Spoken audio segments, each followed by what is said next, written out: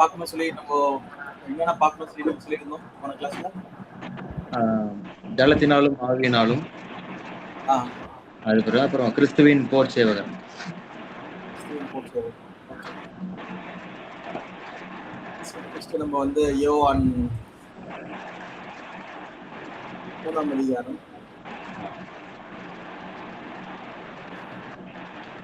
நம்ம இது ஏற்கனவே லைட்டா பார்த்தோம்.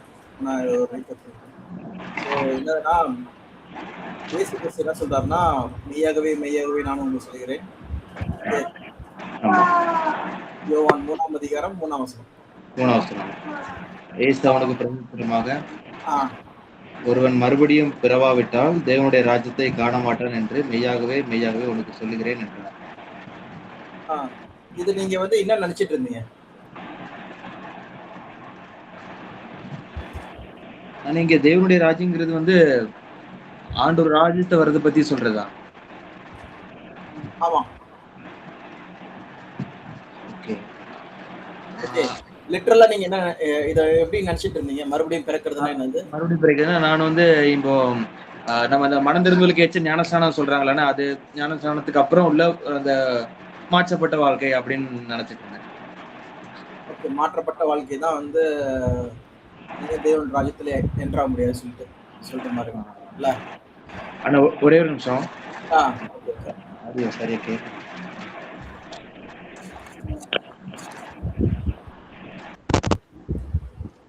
இப்ப கேக்குதானே? கேக்குதுப்பா. ஓகே, இப்ப கிளியரா இருக்கு. ஓகே. நான் அப்படி நினைச்சிட்டு இருந்தேன் முன்னாடி. இப்போ ஒருவேளை இப்ப வாசிக்கும் போது தேவனுடைய ராஜ்யங்கிறதுனால ஆண்டவருடைய ராஜ்யத்தை பத்தி பேசுது. ஓகே. சோ நம்ம என்ன பாக்குறோம்னா வந்து மறுபடியும் பிறக்காவிட்டால் பரலோக ராஜ்யத்தில் பிறக்க முடியாது. சரி, அவர் இயேசு கிறிஸ்து என்ன சொல்ல வராரு? நீங்க சொன்ன மாதிரி நினைச்சு சொல்ல வராரா இல்ல வேற எப்படி சொல்ல வராரு சொல்லி பார்க்கலாம். அதற்கு நிக்கோதேமு, ஒரு மனுஷன் முதிர் வயதா இருக்கையில் எப்படி பிறப்பான்? அவன் தன் தாயின் கற்பத்தில் இரண்டாம் தரம் பிரவேசித்து பிறக்க கூடுமோ என்றான். இயேசு பிரதியுத்தரமாக, அவர் வந்து லிட்டரலா எடுத்துக்கிட்டாரா இல்லனா எப்படி எடுத்துக்கிட்டாரு? லிட்டரலா எடுத்துக்கிட்டாரு. மறுபடியும் வயித்துல போயிட்டு வர்றதா அப்படின்னு கேக்குறாரு. ஆமா, கேக்குறாரு. கேட்டதுக்கு இயேசு கிறிஸ்து என்ன சொல்றாரு? ஒருவன் ஜலத்தினாலும் ஆவியினாலும் பிறவாவிட்டால் தேவனுடைய ராஜ்யத்தில் பிரவேசிக்க மாட்டான் என்று மெய்யாகவே மெய்யாகவே உனக்கு சொல்லுகிறேன். ஜலத்தினாலும் ஆவியினாலும் சொல்றாரு, ஞானஸ்தானத்தை சொல்றாரு. ஞானஸ்தானம். ஓகேவா? அப்ப ஜலத்தினால எடுக்கிறது, அப்புறம் பரிசுத்தாய் கொடுக்கப்படுறது. அவங்க வந்து அவங்க மட்டும் தான் வந்து பரலோக ராஜ்யத்தில் நுழைவாங்கன்னு சொல்லி பார்க்கணும். மிச்ச பேர் கிடையாது சொல்லி பார்க்கணும். அப்போ அப்படியே படிங்க 6ஆம் வசனம். மாம்சத்தினால் பிறப்பது மாம்சமாயிருக்கும், ஆவியினால் பிறப்பது ஆவியாயிருக்கும். நீங்கள் மறுபடியும் இங்க என்ன சொல்ல வராரு? மாம்சத்தில் பிறப்பது மாம்சமாயிருக்கும், ஆவியில் பிறப்பது ஆவியாயிருக்கும். இப்ப இயேசு கிறிஸ்து வந்து ஜலத்தினாலும் ஆவினாலும் பிறவாவிட்டால் பரலோக ராஜ்யத்தில் நுழைய முடியாது சொல்லிட்டு ஞானஸ்தானம் சொல்லிட்டு பிறகு இது சொல்றாரு. மாம்சத்தினால் பிறக்கிறது மாம்சமா இருக்கும் சொல்றது ஒரு குழந்தை பிறக்கிறது. ஆவியினால் பிறக்கிறது ஆவியா இருக்கும். அதை என்ன சொல்றாரு? அது ஒரு குழந்தை பிறக்கிறது. இதுல என்ன குழந்தை பிறகுதுன்னா மாம்சீக குழந்தை பிறகுது. அதுல என்ன குழந்தை பிறகுது? ஆவிக்குரிய ஒரு குழந்தை பிறகுது. டிஃபரன்ஸ் நீங்க அத ரெண்டுத்தையும். அப்போ ஒரு குழந்தை பிறக்குது. ஓகேவா? இந்த மாம்சீக குழந்தை வந்து பிறக்குது, அதுக்கு கைடன்ஸ் தேவை பேரண்ட்ஸ் மூலமா. அது வளருது, இந்த பூமியில வந்து வாழ்றதுக்கான சூழ்நிலை வருது. அதே மாதிரி ஆவிக்குரிய குழந்தை எப்ப பிறகுதுன்னா ஞானஸ்தானத்துல பிறகுதான். பிறந்த உடனே அந்த குழந்தை வந்து எல்லா சத்தியத்தினால வளரணும். அது அது ஆவிக்குரிய குழந்தைனால அது எங்க போதோ எங்க வாழ போதோ அதுக்கேற்ற சூழ்நிலைப்படி அது என்ன பண்ணும்? வளரணும். இப்போ மாற்றப்பட்ட ஒரு வாழ்க்கை நீங்க முன்னாடி நினைச்சிருந்தீங்க பாத்தீங்களா? மாற்றப்பட்ட ஒரு வாழ்க்கை பாத்தீங்களா? அப்போ மாற்றப்பட்ட வாழ்க்கைனா தப்பு செஞ்சுட்டு இருந்தா நான் மாறிட்டேன், மனம் திரும்பிட்டேன் சொல்ற வாழ்க்கை வந்து அது பூமியில வாழ்றதா இல்லைன்னா வேற எங்கேயாவது வாழ்றதா? அது பூமியில வாழ்றதை பத்தி இருக்கு. பூமியில வாழ்றது தான். ஓகே. ஒரு ஹிந்துவா இருக்கட்டும், முஸ்லீமா இருக்கட்டும், அவங்க வந்து தப்பு செய்யாம இருப்பாங்க சில காரியங்கள்ல. இப்போ கிறிஸ்தவ ஒருத்த வந்து தப்பு செஞ்சுட்டு இருந்தானா நான் வந்து ஞானஸ்தானம் எடுக்கிறேன் சொல்லி சொன்னானா அவன் என்ன பண்றான்னா அது தப்பு செய்யாம இருக்கான். அதுதான் இதுதான். ம், ம். செய்யாம அவன் வந்து வாழ்றதுதான் வந்து என்னது மறுபடியும் பிறக்கிறதுன்னு சொல்லி சொல்றாங்க. சொல்றேன். அது ஆனா இங்க பாத்தீங்கன்னா பைபிள் அப்படிதான் சொல்லுது. மாம்சமே இதுதான். கிடையாதான் இங்க. மாம்சத்தில் பிறக்கிறது மாம்சமா இருக்கும். இங்க தப்பு செய்யறத பத்தி பேசவே இல்லை. இங்க பேசல. ஓகே. பிறக்கிறத பத்தி பேசிட்டு இருக்காங்க. ஓகே, பிறப்பை பத்தி பேசிட்டு இருக்காங்க. இப்ப நீங்க வந்து பூமியில பிறந்ததுனால உங்களுக்கு என்ன சரீரம் கொடுக்கப்பட்டிருக்கு? மாம்ச சரீரம் கொடுக்கப்பட்டிருக்கு. இதே வந்து நீங்க வந்து சூரியன்ல ஒரு குழந்தை பிறந்ததுன்னா அந்த குழந்தைக்கு என்ன சரீரம் கொடுக்கப்பட்டிருக்கும்? அந்த வெப்பத்துக்கு ஏற்ற மாதிரி ஓகே, இப்போ தூதர்கள் வந்து பாத்தீங்கன்னா அக்னியா இருக்கிறார்கள், காற்றா இருக்கிறார்கள் சொல்லி போட்டிருக்கு. அப்ப அதுக்கேற்ற சரீரம் கொடுக்கப்பட்டிருக்கும் அந்தந்த கிரகத்துக்கு. இப்ப தண்ணியில இருக்க மீனுக்கு வந்து என்ன சரீரம் கொடுக்கப்பட்டிருக்கு? அந்த தண்ணியில வாழ்றதுக்குரிய சைதில் உள்ள மாதிரி சரீரம் கொடுக்கப்பட்டிருக்கு. பறவைகளுக்கு என்ன சரீரம் கொடுக்கப்பட்டிருக்கு? பறப்பதுக்கு ஆமா சரீரம் கொடுக்கப்பட்டிருக்கு. ஓடுறதுக்கான சரீரம் கொடுக்கப்பட்டிருக்கு சில விஷயம் மிருகங்களுக்கு. ஓகேவா? அப்ப அதன் தன்மைக்கேற்ற ஒரு சரீரம் தேவன் கொடுத்திருக்காரு. அப்ப எதை பத்தி பேசிட்டு இருக்காங்க? ஒரு டிஃபரெண்டான ஒரு சரீரத்தை பத்தி பேசிட்டு இருக்காங்க. ஆமா, ஓகே. மாம்சத்தில் பிறக்கிறது மாம்சமா இருக்கும், ஆவியில் பிறப்பது ஆவியா இருக்கும்னு சொல்லிட்டு. அப்போ மறுபடியும் பிறக்கணும்னு சொல்றது என்னதுன்னா இங்க கம்ப்ளீட்டா வந்து ஒரு சேஞ்ச் ஆஃப் நம்ம சரீரம். பவுல் சொல்றாரு பாத்தீங்களா, 1 கொரிந்தியர் 15 பூமிக்குரிய மேனி உண்டு, ஆவிக்குரிய உண்டு, மேனி உண்டு. ஓகே, சரீரங்களே 2 டிஃபரெண்டான சரீரங்கள் இருக்கு. சோ அப்போ அது கேட்டபடி போனோம்னா நம்ம என்ன வருமா, அது எப்ப ஸ்டார்ட் ஆகுதான், ஜென்மிக்கப்படுதான், ஆரம்பிக்குதான் பாத்தீங்கன்னா ஞானஸ்தானத்துல. ஓகேவா? அப்ப கம்ப்ளீட்டா இங்க சொல்ல வர்றது வந்து பாத்தீங்கன்னா ஒருத்த மனம் திரும்புதலை பத்தி பிறக்கிறதுனா மனம் திரும்புதல் கிடையாது, ஒரு புதிய ஒரு சிருஷ்டி வந்து உருவாக்கப்படுறத பத்தி பேசிட்டு இருக்காங்க. ஓகேவா? அதனாலதான் பூமியில பிறக்கிற பூமிக்குரிய சரீரம் உண்டு, ஆவிக்குரிய சரீரம் உண்டு. ஓகே, பூமியில் பிறக்கிறது வந்து மாம்சத்தில் பிறக்கிறது மாம்சமா இருக்கும், ஆவியில் பிறக்கிறது ஆவியா இருக்கும். அது சரீரத்தை பத்தி பேசிட்டு இருக்காங்க, ஆவிக்குரிய சரீரத்தை பத்தி பேசிட்டு இருக்காங்க. ஓகேவா? அப்படியே படிங்க. நீங்கள் மறுபடியும் பிறக்க வேண்டும் என்று நான் உங்களுக்கு சொன்னதை குறித்து அதிசயப்பட வேண்டாம். காற்றானது தனக்கு இஷ்டமான இடத்துல வீசுகிறது, அதன் சத்தத்தை கேட்கிறாய், ஆகிலும் அது இன்ன இடத்திலிருந்து வருகிறதென்றும் இன்ன இடத்துக்கு போகிறதென்றும் உனக்கு தெரியாது. ஆவியினால் பிறந்தவன் எவனோ அவனும் அப்படியே இருக்கிறான் என்றார். அப்ப என்ன சொல்றாரு? அவங்க நீ கண்ணுக்கெல்லாம் பார்க்க முடியாது. ஓகே. அவங்க சரீரம் வேறு சரீரம். இதை நீங்க வந்து நார்மலா எப்படி புரிஞ்சுப்பீங்க நீங்க? இப்போ ஒருத்த மனம் திரும்புறான், அவனும் இப்படியே இருப்பான் சொல்லி அப்படி அந்த நீங்க ஏற்கனவே பழைய கான்செப்ட் இருக்குன்னு வச்சுக்கோங்க. பழைய வாழ்க்கையில இருந்து மனம் திரும்புறான் சொல்லிட்டு அதுதான் வந்து ஆவிக்குரிய இது மறுபடியும் பிறக்கிறது. இந்த 8ஆம் வசனத்தை எப்படி சொல்லுவீங்க சொல்லுங்க? அது கூட மேட்ச் பண்ண முடியாது.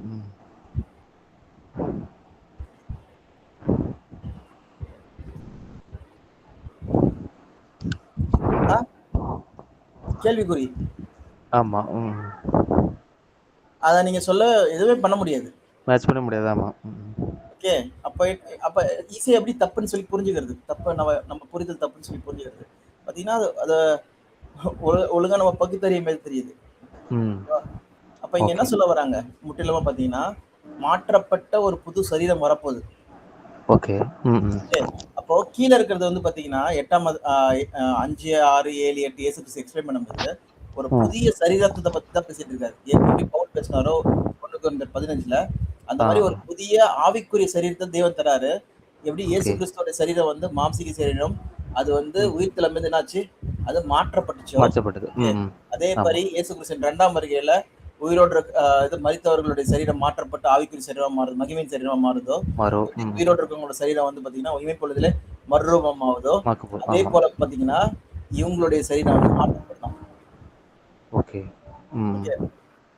ஞானஸ்தானத்துக்கு பிறகு அந்த சரீரத்துக்கு, அந்த ஆவிக்குரிய சரீரத்துக்கு ஏற்ற கிரியையில வளருது கொஞ்சமா. எப்படி வந்து ஒரு அம்மா வயிற்றுல வந்து ஒரு குழந்தை வந்து ஜென்மிக்கப்படுதோ, அதே மாதிரி நம்மளும் என்ன பண்றோம்னா ஆவிக்குரிய சரீரம் வந்து ஜென்மிக்கப்படுது. ஒரு நாள் இந்த மண்பாண்டம் உடைஞ்ச உடனே என்ன ஆகுது, அந்த ஆவிக்குரிய சரீரம் மாற்றப்பட்டிருக்கும். ஓகே, அதுதான் இங்க பைபிள் சொல்றது. ஓகே, அதுதான் வந்து ஞானஸ்தானத்தின் பிறப்பு ஆரம்பிக்கிறது. மறுபடியும் பிறந்துட்டீங்கன்னா சொல்றது வந்து இப்பெல்லாம் பிறக்கல, நம்ம ஜென்மிக்கப்படுறோம். ஓகே, அதனால ஒரு ஆவிக்குரிய சரீரம் என்னதுன்னா நான் பாவம் செஞ்சுட்டு இருந்தேன், மாறிட்டா சொல்லி சொன்னாங்கன்னா அவங்க கிட்ட கேட்க வேண்டிய விஷயம் என்னது, எனக்கு 8ஆம் வசனத்தை விளக்குங்க. கரெக்ட். அப்படி பார்க்கும்போது இப்ப 3ஆம் வசனம் படிங்க. இப்ப 3ஆம் வசனத்துல என்ன சொல்ல வர்றாரு இயேசு கிறிஸ்து? இப்போ அவன் அந்த ஆவிக்குரிய சரீரத்துல பிறந்தாதான், மகிமைக்குரிய சரீரத்துல பிறந்தாதான் தேவனுடைய ராஜ்யத்துல வர முடியும். அதுதான் பவுல் எக்ஸ்பிளைன் பண்றாரு. என்ன சொல்றாரு? 1 கொரிந்தியர் 15:50. 15:50 என்ன சொல்றாரு? மாம்சமும் ரத்தமும் தேவனுடைய ராஜ்யத்தில் பிரவேசிப்பதில்லை.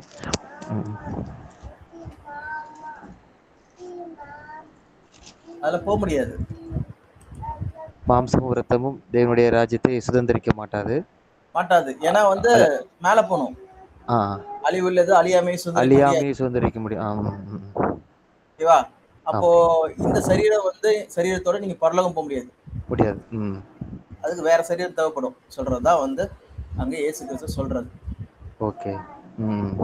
அந்த டைம்ல வந்து பாத்தீங்கன்னா எல்லாமே அங்க கிளியரா ஒண்ணா அப்படியே பாத்தீங்கன்னா எல்லாமே கிளியரா இருக்கும். ஓகே. சோ அப்ப மறுபடியும் பிறக்கிறதுனா என்னது? நம்முடைய ஆவிக்குரிய சரீரமா ஜெனிப்பிக்கப்பட்டு அது மாற்றப்பட்டு தேவனுடைய ராஜ்யத்துல பிரவேசிக்கும். எப்படி வந்து ஒரு குழந்தை வந்து வயித்துக்குள்ள வந்து ஸ்டார்டிங் கருவாகுதோ, அப்புறம் 9 மாசம் 10 மாசம் என்ன ஆகுதுன்னா அது வளருதோ, வளர்ந்து நம்ம என்ன பண்றோம்னா இந்த மண்பாண்டத்துல வந்து இந்த பொக்கிஷத்தை வச்சிருக்கோம். ஆவிக்குரிய சரீரம் வந்து வளர அதை நீங்க எவ்வளவு தூரம் நீங்க ஃபீட் பண்றீங்களோ அவ்வளவு நல்லா ரெடி ஆயிட்டு இயேசு கிறிஸ்து வரும்போது என்ன ஆகும்னா அது உடஞ்சி அந்த உண்மையான சரீரம் வந்து ஆவிக்குரிய சரீரம் வந்து வெளிப்படும். ஓகே. இதுதான் வந்து இங்க சொல்ல வர்றது. இங்க மற்றபடி மனம் திரும்புதல், மனமாற்றம் அதை பத்தி எல்லாம் இங்க பேசல. இல்ல. ஓகே. சோ அடிக்கடி கிறிஸ்தவர்கள் மத்தியில வந்து நீங்க மறுபடியும் பிறந்துட்டீங்களா, ஆர் யூ born again அப்படி சொல்றாங்கன்னா வந்து அவங்க புரியாம பேசிட்டு இருக்காங்க. புரியாம சொல்றாங்க. ஓகே. சரி, இது வந்து ஞானஸ்தானத்துல இத சொல்லணும்னு இருந்தது நான் பார்த்தோம். அப்புறம்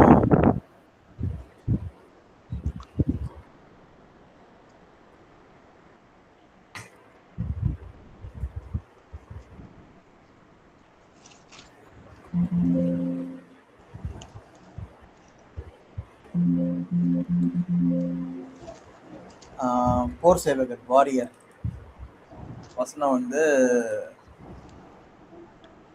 எபேசியர்ல படிங்க. எபேசியர் 6ல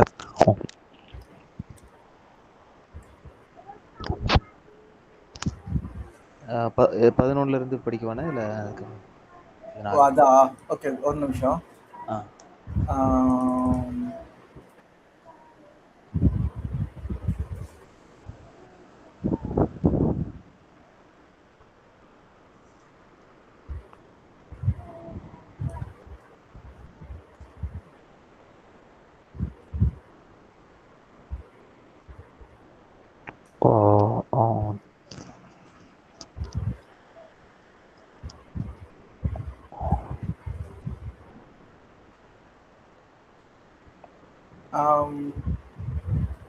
தெரியல, இது நான் படிச்சேன்னு சொல்லிட்டு இது படிக்கலாம். 1 கொரிந்தியர் 9ஆம் அதிகாரம் 7ஆம் வசனம்.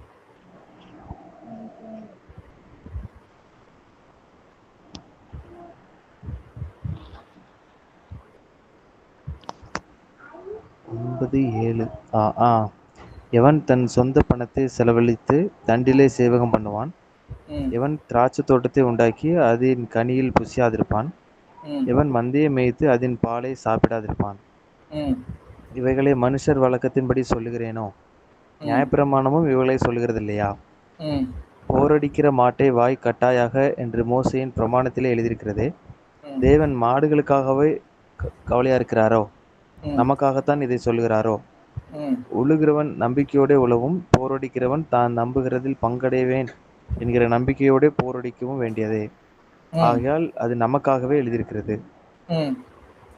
நாங்கள் உங்களுக்கு ஞான நன்மைகளை விதைத்திருக்க உங்கள் சரீர நன்மைகளை அறுத்தால் அது பெரிய காரியமா? மற்றவர்கள் உங்களிடத்திலே இந்த அதிகாரத்தை செலுத்தினால் அவர்களிலும் நாங்கள் அதிகமாய் செலுத்தலாம் அல்லவா? அப்படி இருந்தும் கிறிஸ்துவின் சுவிசேஷத்திற்கு யாதொரு தடையும் உண்டாகாதபடிக்கு நாங்கள் இந்த அதிகாரத்தை செலுத்தாமல் எல்லா பாடும் படுகிறோம். ஓகே, ஸோ இது வந்து சிம்பிள் ஒரு எக்ஸ்பிளனேஷன் தான். என்னதுன்னா வந்து நாங்கள் வந்து சுவிசேஷத்துக்கு வந்து உங்களுக்கு வந்து என்ன பண்ணல, உங்ககிட்ட இருந்து காசு வாங்கல, நாங்கள் இலவசமாக தான் செஞ்சோம். நாங்கள் வந்து எங்களோட சொந்த கைகளால் உழைச்சி நாங்கள் வந்து என்ன பண்ணோம்னா உங்களுக்கு வந்து எங்களுடைய எக்ஸ்பென்சஸ், எங்களுடைய சாப்பாடு, சில தங்குறதுக்கு அதுக்கு நாங்களே செலவு பண்ணிக்கிட்டோம். ஆனால் உங்ககிட்ட இருந்து ஒரு காசும் வாங்கல. ஆனால் வேதாகமத்தில் அப்படி போட்டிருக்கா சொல்லி பார்த்தீங்கன்னா அப்படி கிடையாது. வேதாகமத்தில் என்ன போட்டிருக்குன்னா வந்து ஒரு மாடு வந்து உழுதுட்டு இருக்குன்னா அந்த மாட்டோட வாயை வந்து கட்டாது. ஏன்னா அது வந்து என்ன பண்ணிட்டோம், சாப்பிட்டோம், மேயிட்டோம். ஏன்னா அதுக்கும் அதுக்கு பங்கு இருக்கு. ஏன்னா அது உழைச்சிருக்கு அதுக்கு அந்த நிலத்துல. அதனால வந்து அது சாப்பிட்றதுக்கு அது வாயை கட்டாத, அதுவும் வந்து அப்படி சாப்பிட்டோம் சொல்லி சொல்றாங்க. பைபிள்லயே போட்டிருக்கு. அதே மாதிரி வந்து ஒரு வேலை செய்யறவன் வந்து பணம் இல்லாம வேலை செய்வானா? எல்லாம் வந்து கூலி கிடைக்கணும், கூலி கிடைக்கணும் அல்லவா? அப்படிதான் வந்து எல்லா இடத்துலயும் போட்டிருக்கு. இப்போ ஆடு மாடு வைக்கிறாங்க, அதுல இருந்து பால் குடிக்காம தான் குடிக்கூடாதுன்னு சொல்லி தான் வளர்க்குறாங்களா? அது அவங்க புரோஜனத்துக்காக தானே வளர்க்குறாங்க. அது வெளியிலயும் வைக்கிறாங்க, அது நேரத்துல அவங்க புரோஜனத்துக்காக தானே யூஸ் பண்ணிக்கிறாங்கல்ல. ஸோ அந்த மாதிரி நாங்க பண்ணலாம் சொல்லி எங்களுக்கு அதிகம் இருக்கு. அப்படி இருந்தாலும் நாங்க என்ன பண்ணல, அதை யூஸ் பண்ணல. ஓகே, சொல்லிட்டு எதுக்காகனா இந்த சுவிசேஷம் வந்து உங்களுக்கு தடையா நாங்க வந்து சொந்த கைகளாலே நாங்க உழைச்சி இது பண்ணோம் சொல்லி சொல்றாரு. ஸோ இது நல்லதுதான் இந்த அட்வைஸ். ஓகே, இது சும்மா இன்ஃபர்மேஷன் தான். இங்க சோல்ஜர் சொல்றத வந்து நம்ம பார்க்கலாம். கிறிஸ்து இயேசுக்குள்ள போர்ச்சுகல் தீங்கு அனுபவி அதுவான 2 பிலிப்பியர் 2ஆம் அதிகாரம் 25ஆம் வசனம்.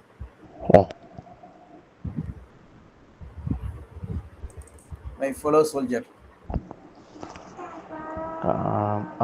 மேலும் என் சகோதரனும் உடன் வேலையாளும் உடன் சேவகனும் உங்கள் ஸ்தானாபதியும் என் குறைச்சலுக்கு உதவி செய்தவனுமாகிய எப்பாப்ரோதித்துவை உங்களிடத்தில் அனுப்ப வேண்டும் என்று எண்ணினேன்.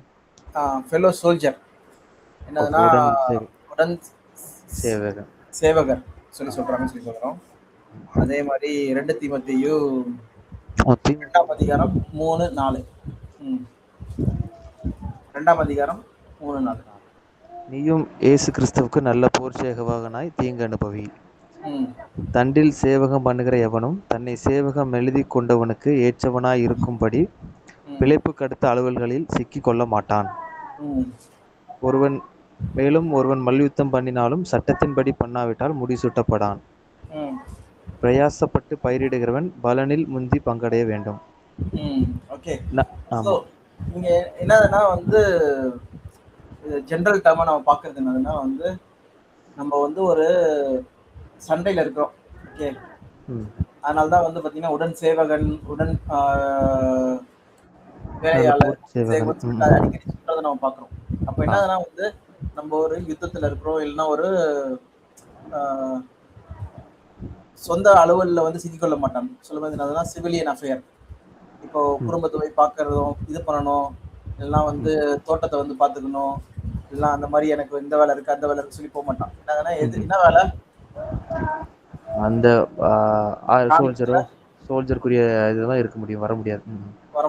ஓகேவா? சண்டை போட்டு இருக்கணும். சண்டை போடும்போது வந்து வேற ஏதாவது யோசனை இருந்ததுன்னா என்ன ஆயிடும், இல்ல அவிழ்த்தப்பட்டுருவாங்க, சவரிச்சிருவாங்க. ஓகேவா? ஸோ அந்த மாதிரி தான் நம்மளுடைய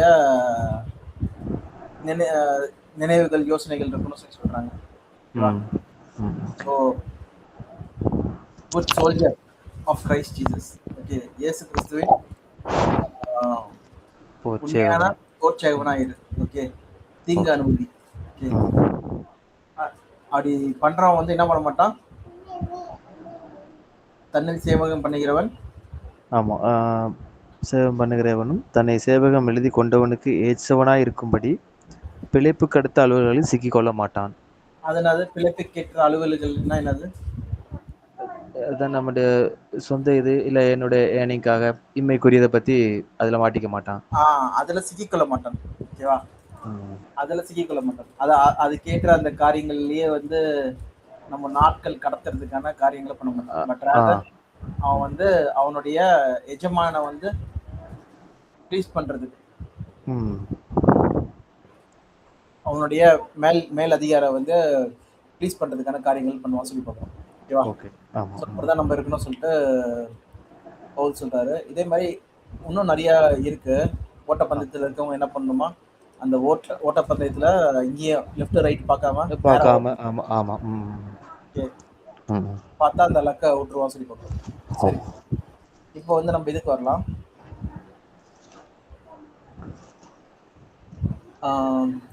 எபேசியர் 6ஆம் அதிகாரம் 10ஆம் வசனம். இது வந்து எப்படி நம்ம வந்து தக்க வச்சுக்கணும் இந்த ஓட்டத்தை சொல்றதுக்கான ஒரு விஷயம் தான் இது. Okay, okay. இதுல நீங்க என்ன ஒரு இம்பார்ட்டன்டா பாக்குறீங்க இத? இது எபேசியர் 6 இதுவானே? ஆமா.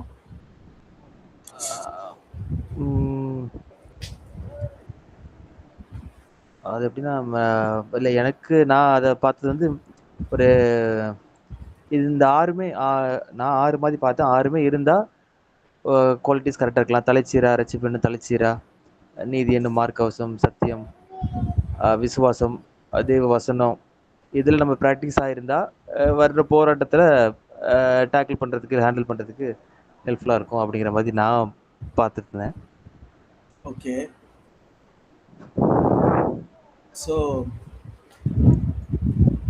ஓகே.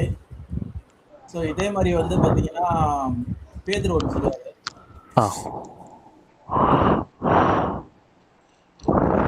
2 பேதுருன்னு நினைக்கிறேன்.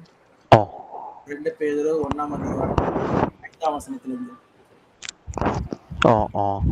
இப்படி இருக்க நீங்கள் அதிக ஜாக்கிரதை உள்ளவர்களாய் உங்கள் விசுவாசத்தோட தைரியத்தையும், தைரியத்தோட ஞானத்தையும், ஞானத்தோட இச்சையடக்கத்தையும், இச்சையடக்கத்தோட பொறுமையையும், பொறுமையோட தேவ பக்தியையும், தேவ பக்தியோட சகோதர சிநேகத்தையும், சகோதர சிநேகத்தோடைய அன்பையும் கூட்டி வழங்குங்கள்.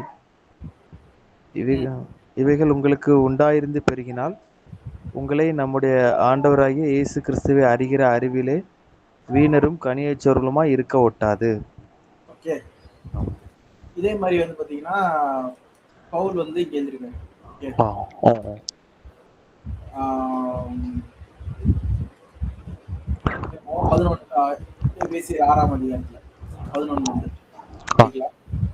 நீங்கள் பிசாசின் தந்திரங்களோடு எதிர்த்து நிற்க திராணி உள்ளவர்களாகும்படி தேவனுடைய சர்வாயுத வர்க்கத்தையும் தரித்து கொள்ளுங்கள். ஏனெனில் மாம்சத்தோடும் இரத்தத்தோடும் அல்ல, துரைத்தனங்களோடும் அதிகாரங்களோடும் இப்பிரபஞ்சத்தின் அந்தகார லோகாதிபதிகளோடும் வான மண்டலங்களில் உள்ள பொல்லாத ஆவிகளின் சேனைகளோடும் நமக்கு போராட்டம் உண்டு. ஆகையால் தீங்கு நாளிலே அவைகளை நீங்கள் எதிர்க்கவும் சகலத்தையும் செய்து முடித்தவர்களாய் நிற்கவும் திராணி உள்ளவர்களாகும்படிக்கு தேவனுடைய சர்வாயுத வர்க்கத்தையும் எடுத்துக்கொள்ளுங்கள். சத்தியம் என்னும் கச்சையை உங்கள் அறையில் கட்டினவர்களாயும், நீதி என்னும் மார்க்கவசத்தை தரித்தவர்களாயும், சமாதானத்தின் சுவிசேஷத்திற்குரிய ஆயத்தம் என்னும் பாதரட்சியை கால்களிலே தொடுத்தவர்களாயும், பொல்லாங்கன் நெய்யும் அக்கனியாஸ்திரங்களை எல்லாம் அவித்து போடத்தக்கதாய் எல்லாவற்றிற்கும் மேலாக விசுவாசம் என்னும் கேடகத்தை பிடித்து கொண்டவர்களாயும் நில்லுங்கள்.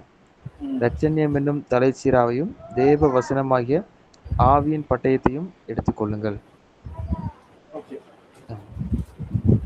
சோ இது மூலமா என்ன புரியுது? பேதுரு ஒன்று சொல்லியிருக்காரு, பவுல் ஒன்று சொல்லியிருக்காரு. ஆமா. இப்போ எது செய்யணும்? ரெண்டுமே செய்யணுமா? ஓகே. அதான் இது வந்து கன்ஃபியூஷனான ஒரு ஸ்டேட். ஓகேவா? ஓகே. எது செய்யணும்? பேதுரு சொல் செய்யணுமா இல்ல பவுல் சொல்றது செய்யணுமா? ஓகே. இப்போ இது செஞ்சா வந்து நம்ம நின்றுவோமா, அது செஞ்சா நம்ம நின்றுவோமா சொல்லி நம்ம குழப்பம் வரலாம். ஓகே. இதை பத்தி தான் நம்ம வந்து 8வது கிளாஸ்ல பார்க்க போறோம், அடுத்த கிளாஸ்ல. Okay okay okay. ஓகே. எது நான் செய்யணும்? என்னதுன்னா எல்லாமே வந்து ஒரு இதுல ஒரு பாயிண்ட்ல வந்து முடியும். நான் எது செய்யணும் சொல்றேன். இப்போ இங்க பேதுரு சொல்றது பாத்தீங்கன்னா இதோட இதை சேர்த்துக் கொள்ளுங்கள், விசுவாசத்தோட, அறிவோட, நிச்சயத்தோட, சகோதர சிநேகம், தேவபக்தியோட, சகோதர சிநேகத்தோட அன்பை கொட்டி வளர்க்குது. ஓகே. இதான் செய்யணுமா இல்லைன்னா சர்வாயுத வர்க்கங்களாகிய பாதரட்சை, சுவிசேஷம் என்னும் பாதரட்சை, சத்தியம் என்னும் கச்சை, விசுவாசம் என்ன, இது ரெண்டு பேருமே வந்து ஒரே பாயிண்ட் தான் சொல்ல வராங்க. ஆனா வந்து அவர் ஸ்டெப் ஸ்டெப்பா இதோட சேருங்க ஆட் பண்ண சொல்றாங்க. இங்க வந்ததுன்னா புடிச்சிட்டு நெல்லுங்க சொல்லி சொல்றாங்க. ஆமா. ஓகே. ஆமா. சோ ஒருத்தர் என்ன சொல்றாருன்னா வந்து கனிகளை பத்தி பேசிட்டு இருக்காரு. நீங்க கனி தரவங்களா இருப்பீங்கன்னு சொல்லி சொல்றாரு. ஓகே. இன்னொருத்தர் என்ன சொல்றாருன்னா சாத்தான் வெறும் அந்த அம்ப வந்து இல்லைன்னா அவங்க அதோட விஷயங்களை வந்து நீங்க சாத்தான் செய்யற அந்த தீங்கான காரியங்கள்ல இருந்து நீங்க விலகிறதுக்கான சர்வாயுத வர்க்கத்தை இது பிராக்டிகலா நீங்க எப்படி புரிஞ்சுக்கிறீங்க? பிராக்டிகலா என்ன பண்ணுவாங்க? இதை வந்து நீங்க பிராக்டிகலா புரிஞ்சுக்க முடியாது. ஓகே. நம்மளுடைய சென்ஸ்ல வந்து பிராக்டிகல்னா என்னதுன்னா, சரி சொல்லிட்டீங்க, நான் அப்ப என்ன செய்யணும்? இப்ப நான் அத மாதிரி ஒரு ஷூட் போட்டு நிக்கணுமா? விசுவாசத்தை நான் கையில பிடிச்சிட்டு நிக்கணுமா? அது எப்படி விசுவாசத்தை கையில பிடிச்சிட்டு நான் நிப்பேன்? பிடிச்சு நிக்கிறது கரெக்ட் தான். தலைச்சராகிய என்னது? ஹெல்மெட் அந்த அத நான் எப்படி தலையில அணிஞ்சுக்கிறது? அதை எப்படி நான் அணிஞ்சுப்பேன்? எனக்கு புரியலையே. ஓகே. நான் எப்படி வந்து என்னது சத்தியம் என்னும் கச்சை எப்படி கட்டிப்பேன்? அதெல்லாம் என்னது? அதை வந்து உங்களால வந்து நான் கருத்தோடு பாடுவேன், ஆவியோடு பாடுவேன். ஆமா. அப்ப இது வந்து உங்களுக்கு கருத்து புரியுதா என்ன சொல்ல வராங்கன்னு சொல்லிட்டு? புரிய மாட்டேங்குது. ஆமா, சரியா இதுல எப்படி கனெக்ட் பண்றதுன்னு தெரியல. எப்படி கனெக்ட் பண்ணணும்னு தெரியல. கரெக்டான வேர்டு தான். ஓகேவா? எப்படி கனெக்ட் பண்ணணும்னு சொல்லி தெரியல. ஓகே. அப்போ எந்த ஒரு விஷயமும் வந்து சொல்லும்போது அது உங்களுக்கு கரெக்டான அந்த புரிதல் இருந்தாதான் நீங்க வேலை செய்ய முடியும். ஆமா. உங்களுக்கு வந்து ஒரு விஷயத்த வந்து சொல்றாங்க, நீங்க போய் வந்து இந்த வேலையை முடிச்சிருக்க சொல்லிட்டு, ஓகேவா? ஓகே. இந்த வேலையை சொன்னாங்கன்னா எந்த வேலையை செய்வீங்க? இந்த வேலை சொல்லவே இல்லை. இந்த வேலையை முடிச்சிரு சொன்னாங்க, அவங்க மைண்ட்ல வந்து இருக்கும் அது என்ன வேலை சொல்லிட்டு. ஓகே, அது எனக்கு புரியுற மாதிரி கன்வே பண்ணாதான் நான் அதை செய்ய முடியும். காமனா சொல்ல தெரியாது. அவங்க மைண்ட்ல வந்து இந்த மாதிரி நீங்க பசங்களை வந்து கொஞ்சம் வெளில கூட்டு போயிட்டு வாங்க, இல்லைன்னா வந்து போய் பால் வாங்கிட்டு வாங்க, இல்லைன்னா வந்து சபையில வந்து அங்க கூப்பிட்டுருக்காங்க, அந்த ஊட்டியில இது குன்னூர்ல கூப்பிட்டுருக்காங்க, போய் பார்த்துட்டு வாங்க அப்படின்னு சொல்லிட்டு சொன்னா உங்களுக்கு புரியும். அவங்க வெறும் இந்த வேலை பண்ணிட்டு வந்து அது சொன்னா புரியுமா? புரியாது. அவங்க எதை மென்ஷன் பண்றாங்கன்னு தெரியலையே, டவுட்ல தான் இருக்கும். டவுட்லயே தான் இருக்கும். ஓகேவா? சரி வெறும் தலையாட்டிப்போம். ஆனா வேற எதுவும் செஞ்சுட்டு இருப்போம். அப்ப இது கிடையாது, நான் சொல்லல, நான் சொன்னது வந்து குன்னூர்ல போய் சொன்னது. அப்பதான் அப்ப என்ன நம்மளுக்கு வந்து ஸ்பெசிபிக்கான ரீசன் வந்து புரிஞ்சிருக்கு. ஓகேவா? அதுதான் நம்ம வந்து நெக்ஸ்ட் கிளாஸ்ல வந்து நான் என்ன செய்யணும் சொல்றத நம்ம பார்ப்போம். ஓகே. சோ அது அடுத்தது ஆரம்பிச்சிருங்க. நாளைக்கே நம்ம பாத்துடலாம் அதை. ஓகேண்ணா. அதோட ஜாயின் பண்ணிக்கலாம் நம்ம. சரிங்கண்ணா. இது வந்து ஆர்மர் ஆஃப் காட் கிடையாது. இது ஆர்மர் ஆஃப் காட். ஆனா வந்து இத வந்து பவுல் எதுக்காக சொல்ல வந்தார் சொல்றத நம்ம பார்க்க போறோம். என்ன சொல்ல வரார் சொல்றத நம்ம பார்க்க போறோம். ஓகே. வந்து நம்ம வந்து அத கனெக்ட் பண்ண முடியும். ஓகே. சரி, இப்போ நான் உங்களுக்கு வந்து ஒரு क्वेश्चन கேட்க போறேன். அது நீங்களே வந்து கண்டுபிடிங்க. ஓகேவா? எபிரேயர் 12ஆம் அதிகாரம்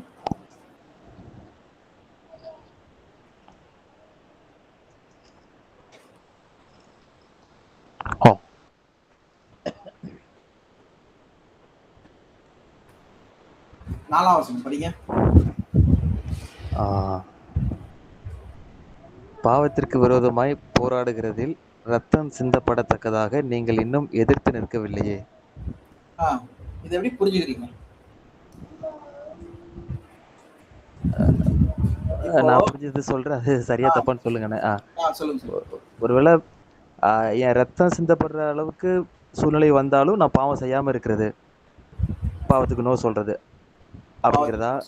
இப்ப பாவம் சொல்றது என்னதுன்னா வந்து கொலை செய்யாம இருக்கிறது. இப்போ ரத்தம் சிந்துற நிலைமைனா வந்து உங்களை வந்து அடிக்கவே வராங்க, கொல்ல இது பண்ண வராங்க, அப்பயும் வந்து நான் பாவம் செய்ய மாட்டேன். அதான் என்ன புஷ் பண்ணாலும் நான் செய்ய மாட்டேன் அப்படிங்கிற. ஓகே. இல்லைன்னா வந்து ஒருத்தவங்க வந்து திருட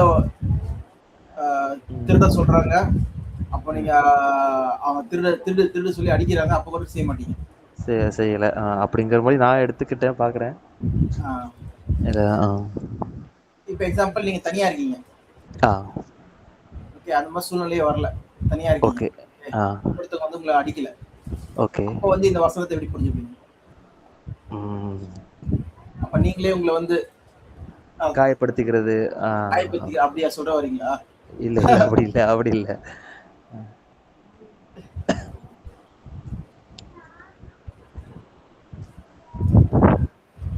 உங்களை அடிக்கிறதுக்கோ உங்களை இது பண்றதுக்கோ யாரும் இல்ல. ஆமா.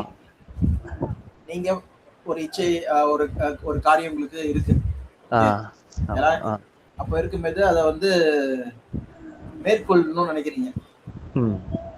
ஓகே, அத வந்து காயப்படுத்தி ரத்த சிந்துதல் அளவு இன்னும் வரல சொல்லி சொல்லும்போது, காயப்படுத்தி உங்களை நீங்களே காயப்படுத்தி நீங்க மாறணும்னு நினைக்கிறீங்களா? இப்படி அப்படி சொல்லுவாரா பைபிள்ல?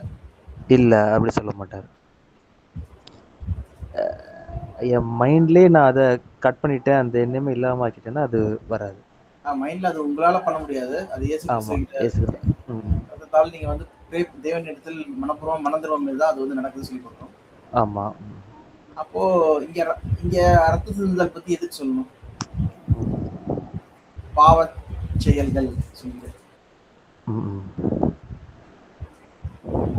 சோ என்ன சொல்ல வராங்க சொல்லி பாத்தீங்கன்னா, இந்த பாவம் சொல்ற இடத்துல வந்து என்னன்னா மாம்சம் சொல்லி பாக்குறோம். படிக்கும்போது வந்து பாத்தீங்கன்னா மாம்சம் சொல்லி படிங்க.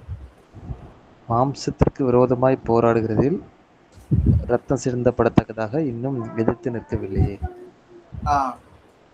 மாம்சத்திற்கு விரோத போராடுறது அப்படி சொல்லும்போது என்னது? அது முதல் வசனம் படிங்க. ஆகையால் நீங்கள் இளைப்புள்ளவர்களாய் உங்கள் ஆத்துமாக்களில் சோர்ந்து போகாதபடிக்கு தமக்கு விரோதமாய் பாவிகளால் செய்யப்பட்ட இவ்விதமான விபரீதங்களை சகித்த அவரையே நினைத்துக் கொள்ளுங்கள். யாரு? ஆண்டவராகிய இயேசு கிறிஸ்து. இயேசு கிறிஸ்து. ஆமா. அவங்க என்ன பண்ணாங்களா? அந்த பாவிகள் சிலுவையில அறைஞ்சாங்க. ஆமா. சாவடிச்சாங்க. ஓகேவா? அப்போ கான்டெக்ஸ்ட் மேல சுற்றுச்சூழல் எப்படி என்ன சொல்ல வராங்க? மேல வந்து இயேசு கிறிஸ்து ரத்த சிந்தி மரிச்சாரு. ஆமா. தேவனுக்கு உண்மையா இருந்தாரு. அந்த மாதிரி நீங்க வந்து தேவனுடைய வார்த்தைக்கு நிக்கிறதுல, தேவனுடைய வார்த்தையில வந்து நிலைத்து நிக்கிறதுல நீங்க என்ன பண்ணல? ஒன்னும் ரத்த சிந்தல் அளவுக்கு நீங்க ஒன்னும் போல இன்னும் பழகிக்கப்படல. சாட்சியா இருக்கிறதுல வந்து நீங்க என்ன பண்ணல? இன்னும் வளரல. ரத்த சிந்தல் அளவுக்கு நீங்க பண்ணல சொல்லிட்டு சொல்றாரு. ஓகேவா? ஓகே. ஒரு பாயிண்ட். ஓகே. ஓகேவா? அதனால என்னதுன்னா நீங்க செய்யற நற்கிரியைகளை பார்த்து இந்த பூமியில இருக்கிற மக்கள் வந்து என்ன பண்ணுவாங்க? தூசிப்பாங்க. ஆமா, நேத்து இத படிச்சது. தேவன் ராஜ்யத்திலே அதை வந்து மகிமைப்படுத்துவாங்க. அதுதான் இங்க சொல்றாங்க. இப்ப இயேசு கிறிஸ்து வந்து தேவன் ராஜ்யத்துல மகிமைப்படுத்துவாங்களா மாட்டாங்களா? கண்டிப்பா. அவர்தான் முன்னாடி. அவங்க குத்தினவர்கள் அவரை காண்பார்கள். அவங்க என்ன பண்ணுவாங்க? இயேசு கிறிஸ்துவ ஆமா மகிமைப்படுத்துவாங்க. ஓகேவா? இவரா தேவகுமாரன்னு இவரை தான் நாங்க இது பண்ணோமா சொல்லி அழுவாங்க. ஓகே. சோ நம்ம புரிஞ்சுக்க வேண்டிய விஷயம் என்னதுன்னா வந்து இந்த இடத்துல ஓகே இந்த ஸ்ட்ரகிள் அகைன்ஸ்ட் சின்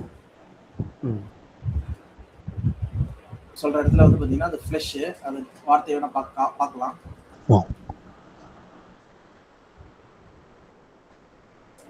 பன்னெண்டு நாள்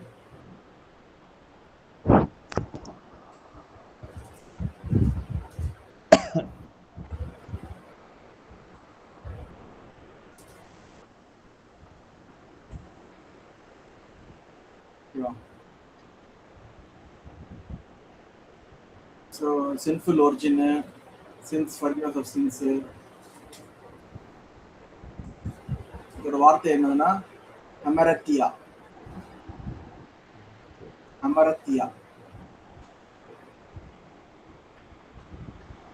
ஸோ இதே வார்த்தை எபிரேயர் 12ஆம் அதிகாரம் 3ஆம் வசனம்.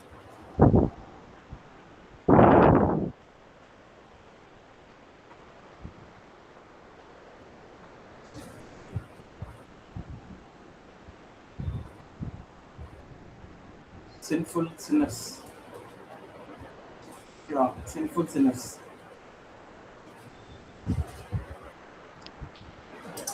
பாவம் தோல்வி, பாவம், அஃபென்ஸ், சின்ஃபுல் சின்னர்ஸ் அஃபென்ஸ், இதுதான் இங்க வருது. ஸோ இங்க பாத்தீங்கன்னா வந்து அந்த அளவுக்கு இயேசு கிறிஸ்து வந்து இங்க பாவம் தான் சொல்லி போட்டிருக்கு. ஆனா இது மோஸ்டா வந்து பாத்தீங்கன்னா இங்க struggle against sinners of the world, for you have not resisted to the point of shedding the blood சொல்லி பார்க்கிறோம். அப்படியே படிங்க, 5ஆம் வசனம் படிங்க. அன்றியும் என் மகனே, கர்த்தருடைய சிச்சையை அற்பமாக எண்ணாதே, அவரால் கடிந்து கொள்ளப்படும் போது சோர்ந்து போகாதே. கர்த்தர் எவனிடத்தில் அன்பு கூறுகிறாரோ அவனை அவர் சிச்சித்து தாம் சேர்த்து கொள்ளுகிற எந்த மகனையும் தண்டிக்கிறார் என்று பிள்ளைகளுக்கு சொல்லுகிறது போல உங்களுக்கு சொல்லி இருக்கிற புத்திமதியை மறந்தீர்கள். நீங்கள் சிச்சையை சகிக்கிறவர்களாயிருந்தால்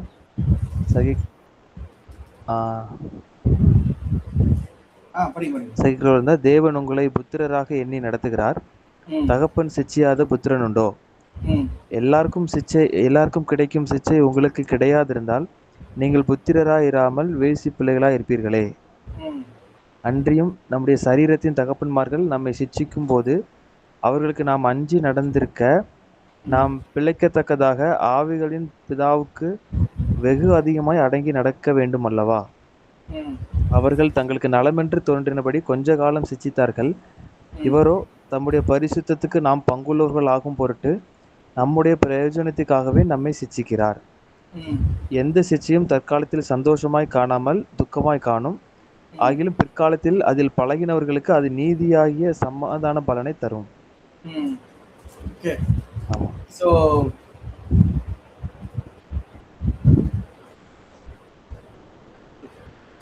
இப்போ நம்ம இதை வந்து சிச்சை சொல்லி எடுத்துக்கலாம். ஓகேவா?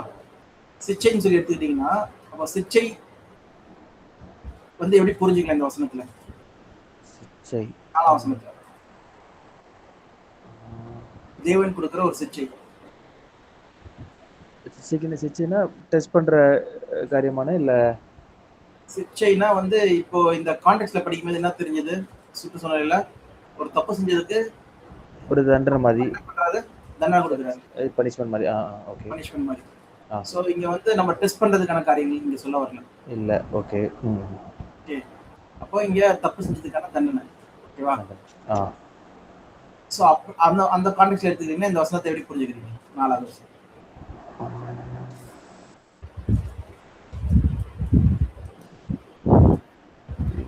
புரியல, எப்படி எடுத்துக்கிறது தெரியலையே. இப்போ நம்ம என்ன பார்க்குறோம்னா ரெண்டு விஷயம் இருக்கு. இப்போ 12ஆம் அதிகாரம் 1ல இருந்தே படிங்க. ஆமா. ஆகையால் மேகம் போன்ற இத்தனை திரளான சாட்சிகள் நம்மை சூழ்ந்து கொண்டிருக்க பாரமான யாவற்றையும் நம்மை சுற்றி நெருங்கி நிற்கிற பாவத்தையும் தள்ளிவிட்டு விசுவாசத்தை துவக்குகிறவரும் முடிக்கிறவருமாகிய இயேசுவை நோக்கி நமக்கு நியமித்திருக்கிற ஓட்டத்தில் பொறுமையோட ஓடக்கடவோம். என்ன சொல்ல வராங்க? அந்த பழையற்பட்ட பரிசுத்தவான்களை காமிச்சிட்டு சொல்றது தானே?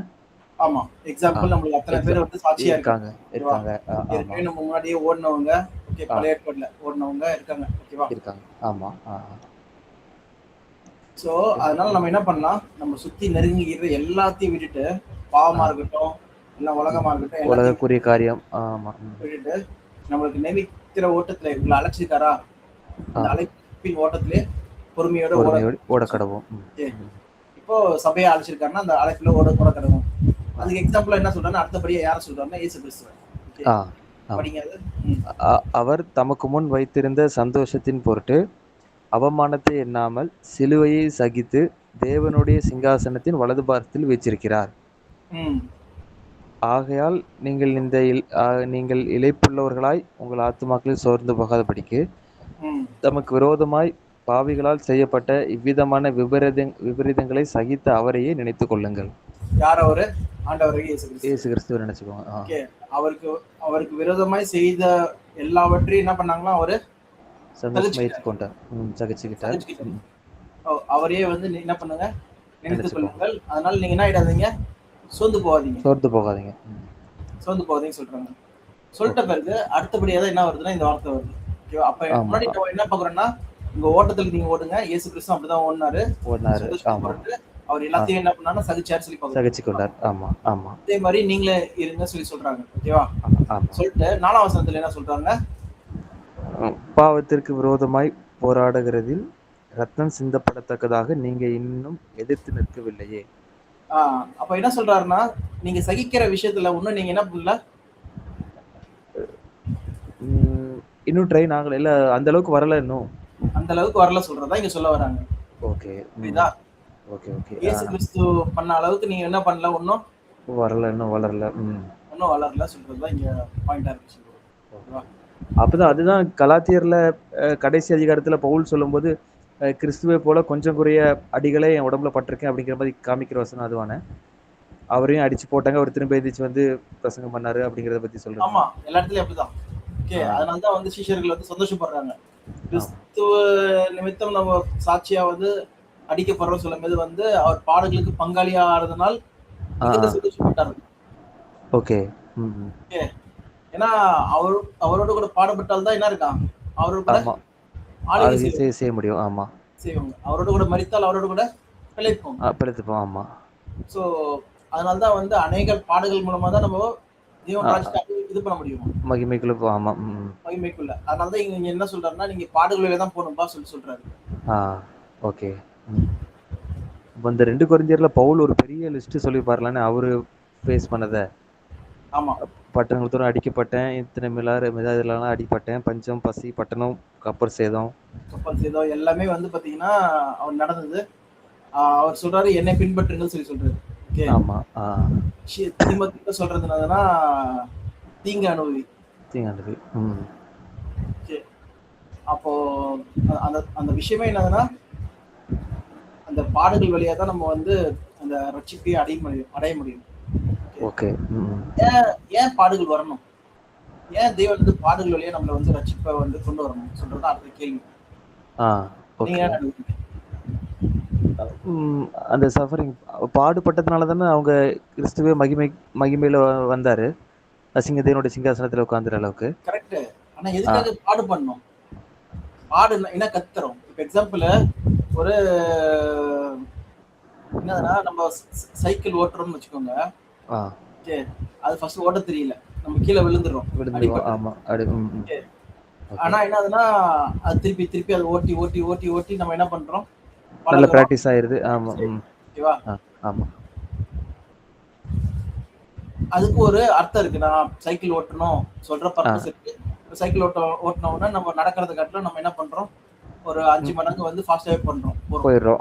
ஓகே. ஆமா. ஃபார் எக்ஸாம்பிள் நம்ம நடக்கிறது வந்து ஒரு 4 கிலோமீட்டர் 5 கிலோமீட்டர் நடந்தோம்னா சைக்கிள்ல வந்து ஒரு 20 கிலோமீட்டர் 25 கிலோமீட்டர் ஃபாஸ்டா போயிடலாம். ஓகேவா? அப்ப நம்ம போற டெஸ்டினேஷன் வந்து ஒரு 50 கிலோமீட்டர் இருந்ததுன்னா, நடந்து போனா நம்மளுக்கு வந்து அட்லீஸ்ட் ஒரு 10 ஹவர் ஆகும். சைக்கிள்ல போனா நம்மளுக்கு எவ்வளவு நேரம் ஆகும்? 2 ஹவர்ல போயிடலாம். 2 ஹவர் 3 ஹவர் போயிடலாம். 3 ஹவர்ல போயிடலாம். ஓகேவா? சோ இதே பைக்கா இருந்ததுன்னா 1 ஹவர் அதுல போயிடலாம். அது ஒன்னும் ஃபாஸ்ட். அப்படிதான் வந்து ஃளைட் சொல்றது வந்து பாத்தீங்கன்னா வித்தின் ஒரு 5 நிமிஷத்துல போயிடும். ஓகேவா? ஆமா. சோ ஃபாஸ்டா போயிட்டு இருக்கு அந்த இதுல. ஓகே. சோ அப்போ சைக்கிள் வந்து ஒரு பர்பஸ் பண்ணுது. ஓகே, நம்ம அடிபட்டு உதப்பட்டு கஷ்டப்பட்டு இது பண்ணா நம்மளுக்கு என்ன இருக்குதுன்னா சைக்கிள் கத்துக்கிறோம். ஓகே. ஆமா. பாடுகள் எதுக்காக நம்மளுக்கு கொடுக்குறாரு தேவன்? அந்த சகிப்புத்தன்மை டெஸ்ட் சொல்றது என்னதுன்னா, நீ நல்லா படிச்சிருக்கியா படிக்கலையா சொல்றதுக்கான டெஸ்ட். ஆமா. ஓகேவா? பாடுகள் என்ன பண்ணுது? சஃபரிங் என்னது? ஸ்ட்ரகிள் என்னது? அதுவும் ஒரு வகையில டெஸ்ட் தான் சொல்லி போடுறோம். ஓகே. குவாலிஃபை ஆகிறதுக்கா? நீ உண்மையா இருக்கிறியா இல்லையா? ஓகே. நீ உண்மையிலே நீ பாத்திரவானா இல்லையா? ஓகே. சொல்றதுதான் வந்து பாடுகள். இப்ப எக்ஸாம்பிள் தாவீது வந்து ராஜாவா அபிஷேகம் பண்ணப்பட்ட பிறகு அவரு கோலியாத்தை சாவடிச்சிட்ட பிறகு அப்புறம் என்ன ஆச்சுன்னா, மக்கள் எல்லாரும் சவுல் கொன்றது 1000, தாவீது கொன்றது 16. ஆமா. பொறாம வருது. அதுக்கப்புறமே வந்து தாவீதை சாவடிக்கிறதுக்காக ட்ரை பண்றாரு சொல்லி போறோம். ஓடிட்டே இருக்காரு. ஆமா. ஓடிட்டே இருக்காரு. ஓகே. சான்ஸ் கிடைச்சாலும் சாவடிக்கல. அது தேவனுக்கு பயந்து அவரால் தேவனால் அபிஷேகம் பண்ணப்பட்டவர் சொல்லிட்டு நம்ம கை வைக்க மாட்டேன்னு சொல்லிட்டாரு. ஆமா. ஆனா என்னதுன்னா, அது அவரை என்ன பண்ணுச்சுன்னா பக்குவப்படுத்துச்சு அந்த பாடுகள். ஓகே. புரிய வச்சுது. அப்போ பாடுள்ள மனுஷன் எப்படிப்பட்டவனா இருப்பான்? அப்போ தேவனுக்கு மட்டும் தான் நான் கீழ்ப்படியணும், அவர் தான் என்னை காப்பாத்தினாரு, அவர் தான் எனக்கு உதவி செஞ்சாரு சொல்லிட்டு. இப்ப டைரக்டா ராஜாவா இருந்தாருன்னா என்ன இருக்கும்? சாலமன் போல. ஆமா, ஒருவேளை சவுலே எதிர்த்திருப்பாரு, அவருக்கு விரோதமா செஞ்சிருக்கலாம். செஞ்சிருக்கலாம். சவுல் மாதிரியே இவரும் என்ன பண்ணிருக்காரு? இருமாப்புல போயிருக்கலாம். இருக்கலாம். ஓகேவா? அப்ப என்ன ஆகுதுன்னா தேவன் வந்து என்ன பண்றாருன்னா நம்மளுக்கு பிள்ளைகளுக்கு என்ன பண்றாரா? கத்துறாரு. ஓகே. ஆமா. ஓகே, எதுனா சோதனைகள் மூலமா, இந்த பாடுகள் மூலமா நம்மள வந்து என்ன பண்றாருன்னா பக்குவப்படுத்துறாரு. இதனால்தான் வந்து மற்ற பாடல்களை கீழ்ப்படுதலை கற்றுக்கொண்டார் சொல்லிட்டு ஆண்டவராகிய இயேசு கிறிஸ்து பத்தி நம்ம படிக்கிறோம். ஓகே. ஆமா, கீழ்ப்படுதல். ஆண்டவராகிய இயேசு கிறிஸ்து என்ன பண்ணுது? கீழ்ப்படுதலை கற்றுக்கொள்ள வேண்டும். ஓகே. ஆமா. ஓகே. சோ ஆக்சுவலா சொல்ல போனா அதுலயே திருத்துவம் சொல்றது அடி வாங்கிடும். இயேசு கிறிஸ்து கீழ்ப்படுதலை கற்றுக்கொண்டாரா? மேல உள்ளவருக்கு ஒரு கீழ்ப்படிய முடியும். அப்ப அதுல சொல்றது கீழ்ப்படிதான் கீழ்ப்படி. ஆமா, ஈக்குவல். ஆமா, சமம் ஈக்குவல் சொன்னா அதுக்கு அங்க இருக்காது. ஆமா, அது பார்ட்னர்ஷிப் மாதிரி ஆயிரும் உங்களுக்கு. அதான் அது நம்ம ஒவ்வொரு வசனத்தையும் நம்ம ஆராய்ச்சி பார்க்கும்போது தான் நம்மளுக்கு அதற்கான புரிதல் கிடைக்கும். ஓகே. ஓகே. சோ அப்படி பார்க்கும்போது ஆண்டவராகிய இயேசு கிறிஸ்து என்ன பண்றாரா? அவர் முன்னாடி இருந்த பொக்கிஷத்தை பொறுத்து என்ன பண்ணலையா? அவருக்கு எல்லாத்தையும் என்னத்தையும் பொறுத்துட்டார் சொல்லி கொடுத்தோம். ஓகேவா? அவமானத்தை எல்லாத்தையும். அப்ப அதே மாதிரிதான் நம்மள வந்து பாத்தீங்கன்னா நம்மளுக்கு வந்து இவ்வளவு பெரிய ரட்சிப்பு இருக்கு, இவ்வளவு பெரிய மகிமை இருக்கு, சபைக்கு அழைப்பு இருக்கு, புத்திர சுவீகாரம் இருக்கு, ஓகே, ஆளுகை இருக்கு, எல்லாமே நடந்துட்டு இருக்கு. ஆனா இப்ப நம்மளுக்கு பெரிய விஷயமா தெரியாது. இப்ப நம்ம கண்கள்ல வந்து நம்ம பார்க்கல. ஓகே, அதனாலதான் நம்ம வந்து விசுவாசத்தினால் நடக்கிறவர்கள் சொல்லி பார்க்கணும். காண்கிறபடி நடக்காதபடிக்கு விசுவாசத்தில் நடக்கிற மக்களாக சொல்லி பார்க்கணும். பார்க்கும்போது அந்த சந்தோஷத்தை பொருட்டு நம்ம என்ன பண்ணணுமா? இப்ப நடக்கிற பூமியில இருக்கிற இதை பார்த்து நம்ம வந்து சொந்து போயிடக்கூடாது சொல்லி பார்க்கிறோம். இப்ப ஆண்டவராகிய இயேசு கிறிஸ்து பத்தி நம்ம பார்க்கும்போது ஐசியா 43ஆம் அதிகாரம் நினைக்கிறேன், 43 45 பார்க்கலாம்.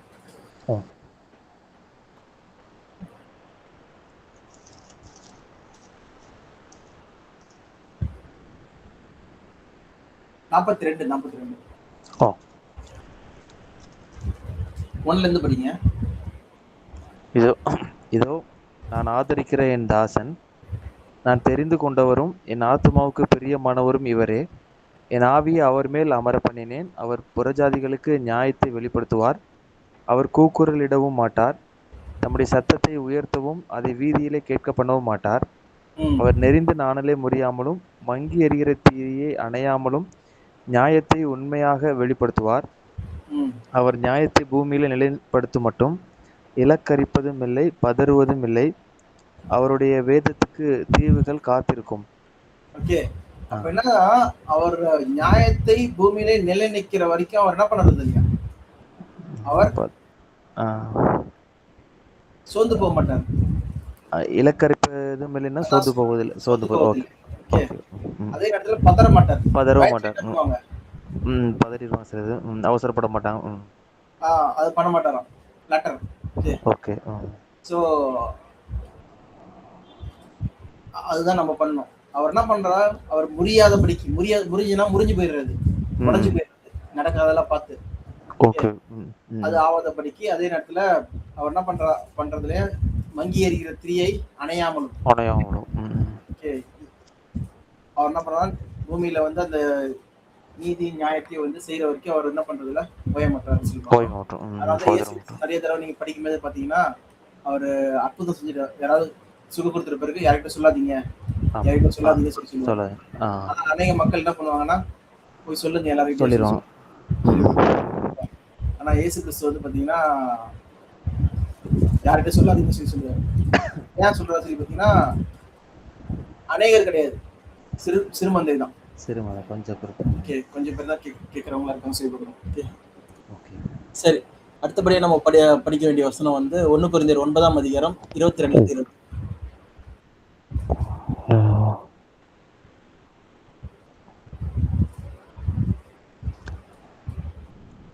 21 இருந்தானே. நியாயப்பிரமாணம் இல்லாதவர்களை ஆதாயப்படுத்திக் கொள்ளும்படிக்கு அவர்களுக்கு நியாயப்பிரமாணம் இல்லாதவனை போலவுமானேன். அப்படி இருந்தும் நான் தேவனுக்கு முன்பாக நியாயப்பிரமாணம் இல்லாதவனாயிராமல் கிறிஸ்துவின் உள்ளானவனாய் இருக்கிறேன். பலவினரை ஆதாயப்படுத்திக் கொள்ளும்படிக்கு பலவினருக்கு பலவினரை போலானேன்.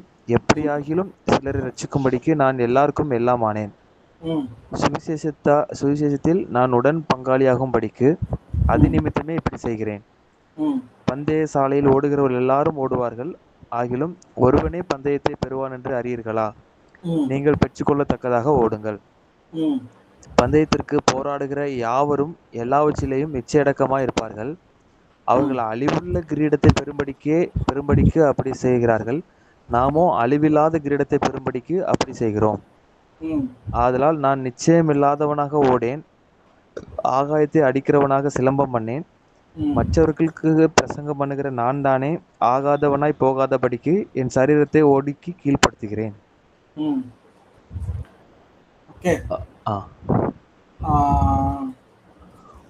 என் சரீரத்தை ஒடுக்கி கீழ்ப்படுத்துகிறேன். என்னதுன்னா ஆகாயத்தில் சிலம்பம் பண்ணேன். அப்படின்னா ஆகாயத்தில் சிலம்பம் பண்ணேன்னா என்ன அர்த்தம்? சும்மா காத்துல கம்பு சுத்துறது, அது ஒண்ணுமே இல்லை, ஆனா சும்மா சுத்திட்டு இருக்கிறதுக்கு மீனிங்கா? அதனால என்ன இல்லை, ஒரு பிரயோஜனம் இல்லை, யூஸ் இல்லை. அது அப்ப என்னதுன்னா நான் வந்து இங்கிலீஷ்ல பாத்தீங்கன்னா ஏம்லெஸ்லி சொல்லி போட்டுருக்கேன். ஏம்லெஸ்னா ஒரு டார்கெட்டே இல்ல. என்ன பண்ணனே எனக்கு தெரியல. ஓகே, இப்போ வந்து முக்காவாசி மனுஷனோட ஓட்டத்துல வந்து எப்படி இருக்கு, அவங்க ஒரு எய்ம் வச்சுக்கிறாங்க. அந்த எய்ம் வந்து என்ன எய்ம்? அது அது இம்மைக்குரியதான். ஒன்று டாக்டர்னு சொன்னாங்க, அவங்களுடைய சர்வைவலுக்காக, பணம் சம்பாதிக்கிறதுக்காக அதையே வச்சுக்கிறாங்க. அதை அப்படியே யோசிச்சு பாருங்களேன், அவங்க ஆவறாங்க, டாக்டர் ஆவறாங்க. அது முடியாது, திருப்திப்படுத்த முடியாது. அடுத்த ஒண்ணு வந்துட்டே இருக்கும், அது அப்படியே கமிட் ஆகிட்டே இருப்பாங்க. சரி, அதுக்கப்புறம் அல்டிமேட்டா அவ்வளவுதான், அது அப்படியே லைஃப் எல்லாம் முடிஞ்சிருவாங்க, இறந்துருவாங்க. அடுத்து அவங்க பசங்க வந்து அவங்களும் அதே தான் ஃபாலோ பண்றாங்க. அப்படியே காமிச்சு கொடுத்துட்டு போனதுனால அது அப்படியே ஃபாலோவே வந்துட்டே இருக்கு, அப்படியே இறக்குறாங்க. அப்ப என்னதுன்னா இந்த வாழ்க்கையே வந்து பாத்தீங்கன்னா ஒரு மீனிங்லெஸ். அதான் சாலமன் எழுதும்போது என்னதுன்னா மாயை, எல்லாம் மாயை. ஆமா, எல்லாம் மாயை. ஓகே, எல்லாமே நான் பார்த்ததுல எல்லாமே மாயை சொல்லி சொல்லுவாரு. அப்ப என்னதுன்னா நம்ம இப்ப சபைக்கு வரலாம். ஓகே, இப்ப சபைக்கு வந்தனா வந்து ஒரு எய்ம்லெஸ்ஸா நம்ம வந்து பண்ணல. இங்க நம்மளுக்கு ஒரு கோல் இருக்கு, ஒரு லக் இருக்கு, இதுதான் பண்ண போறேன் சொல்லி தெரியுது. ஓகே, அதை நோக்கி ஓடுறவங்களா இருக்கணும்னு சொல்லி பாக்குறோம். ஓகேவா? ஓகே, அதை வந்து தெளிவா இருக்கணும், நம்மளுக்கு கிறிஸ்டல் கிளியரா. அதனாலதான் என்ன பாத்தீங்கன்னா தெளிந்த புத்தி உள்ளவனா இரு சொல்ற வார்த்தையை நீங்க அடிக்கடி படிப்பீங்க பைபிள்ல. ஆமா, தெளிந்த புத்தினா வந்து எப்படி தண்ணி வந்து கீழே வரைக்கும் தெரியுதோ, ஓகே, கீழே இருக்க மண் எல்லாமே தெரியுது, அந்த அளவுக்கு கிளியரா இருக்கும். அந்த அளவுக்கு நம்மளுக்கு வந்து என்னன்னா சத்தியம் வந்து கிளீனா தெரியணும், கிளியரா இருக்கணும். ஓகே, அது வந்து இது குழப்பமா இருக்கு, அது குழப்பமா இருக்கு அப்படிலாம் கிடையாது. ஓகே, என்னதுன்னா கொடுக்கப்பட்ட நம்மளுக்கு தேவன் வெளிப்படுத்தின சத்தியத்துல வந்து என்ன இருக்குன்னா ஒரு ஃபுல் தெளிவு இருக்கணும். அது தீர்க்கதரிசனத்துலதான் வந்து உங்களுக்கு பாத்தீங்கன்னா ஒன்னும் தேவன் வெளிப்படுத்த வேண்டிய சில காரியங்கள் இருக்கு, அதெல்லாம் உங்களுக்கு புரிய வேண்டிய காரியங்கள் இருக்கு. ஓகேவா? மற்றபடி தீர்க்கதரிசனம் அல்லாத புத்தகங்கள்ல இருக்க சொல்லப்பட்ட காரியங்கள், இப்ப பவுல் எழுதினதா இருக்கட்டும், எல்லாம் பேதுரு எழுதினதா இருக்கட்டும், இல்லைன்னா இயேசு கிறிஸ்து சொன்னதா இருக்கட்டும், ஓகே, இந்த காரியங்கள் எல்லாமே என்ன இருக்கணும், தெளிந்த புத்தியா இருக்கணும். வெளிப்படுத்தல் வேணா நீங்க வந்து பாத்தீங்கன்னா அது தேவனுடைய டைம் வர மாதிரி தான் அது புரியும். ஓகேவா? அது டைம் வர வேணும்னா எப்போ அது கொடுக்கணும் சித்தமா இருக்காருன்னு நம்மளுக்கு ஒருத்தருக்கும் அதுக்கு கேட்டபடி நீங்களும் நம்மளும் என்ன பண்ணணும்னா அதுக்கான ரிசர்ச் பண்ணணும். அப்பதான் நம்மளுக்கு வந்து புரியும். அது மற்றபடி வந்து நார்மலா கொடுத்துட மாட்டாங்க அது இதுக்கு. ஓகே, அது தேடினாதான் அதுக்கான அது இது பண்ண முடியும். அதான் தீர்க்கதரிசன காரியங்களை பத்தி பார்க்கும்போது. ஆனா மற்றபடி மிச்சம் எல்லா காரியமும் வந்து பரிசுத்தவை மூலமா நம்மளுக்கு கொடுக்கப்பட்டுருச்சு. ஓகே, அஸ்திபார பொதுல சொல்லியாச்சு, மற்ற பாடங்களையும் நம்ம வந்து பார்த்துட்டோம். ஓகேவா? வெளியே வந்து போதிக்கப்படும் இந்த காரியங்கள்லாம். அதை வளர்றது நம்மளோட வேலையா இருக்கு செய்யப்படும். ஸோ இங்க என்னதுன்னா நான் எய்ம்லெஸ்லி இல்லைன்னா வந்து ஆகாயத்தில் சிலம்பம் பண்ணேன்னு சொல்லும்போது என்னதுன்னா நம்ம ஒவ்வொரு வாட்டியும் நம்ம யோசிக்க வேண்டியது என்னதுன்னா நான் பண்றது வந்து ஆகாயத்தில் சிலம்பம் பண்றேன்னா நான் ரியலா பண்றேன்னா ரியலா புரிஞ்சிருக்கேன். இப்போ இந்த மாதிரி வந்து பவுலுக்கு வந்து ஒரு வாட்டி சந்தேகம் வந்துச்சு. ஓகே. பவுலுக்கு வந்து நான் ஆகாயத்து சிலம்பம் பண்றேன்னா என்னதுன்னா, நான் ஓடின ஓட்டம் வந்து சும்மா ஓடிட்டு இருக்கேன்னா, நான் புரியாம செஞ்சுட்டு இருக்கேன்னா சொல்லி ஒரு வாட்டி சந்தேகம் வந்துச்சு அவருக்கு. ஓகே. எங்க எழுதியிருக்காரு? நான் வீணாக ஓடேன் அப்படிங்கிறத அந்த வார்த்தையை படிச்சிருக்கேன். அது கிடையாது. இங்க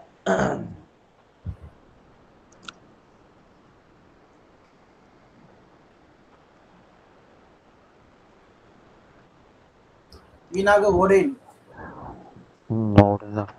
அந்த வசனம் எங்க இருக்கு? நீங்க சொல்றது படிங்க. அது 1 தீமோத்தேயு இருங்கோ.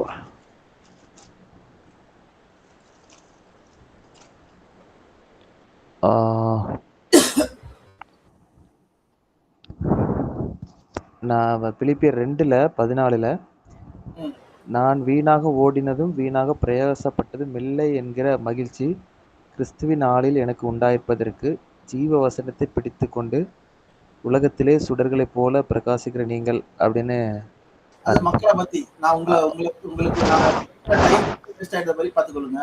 ஓகே. அந்த வச்சு பாடைங்க சொல்லி சொல்றாரு. Okay okay okay. சொல்றது என்னன்னா அவரோட புரிதல். ஓகே. தெரிஞ்சுக்கிட்டது வந்து தப்பா தெரிஞ்சுக்கிட்டணும், தப்பா ஓடிட்டு இருக்கேனா சொல்லி நான் செக் பண்றதுக்காக நான் சில பேர் கேட்டேன். ஓகே.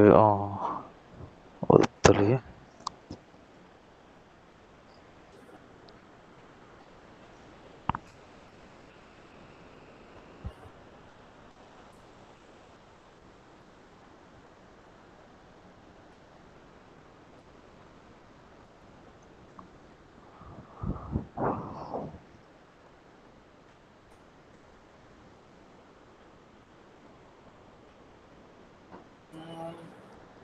எங்க இருக்குன்னா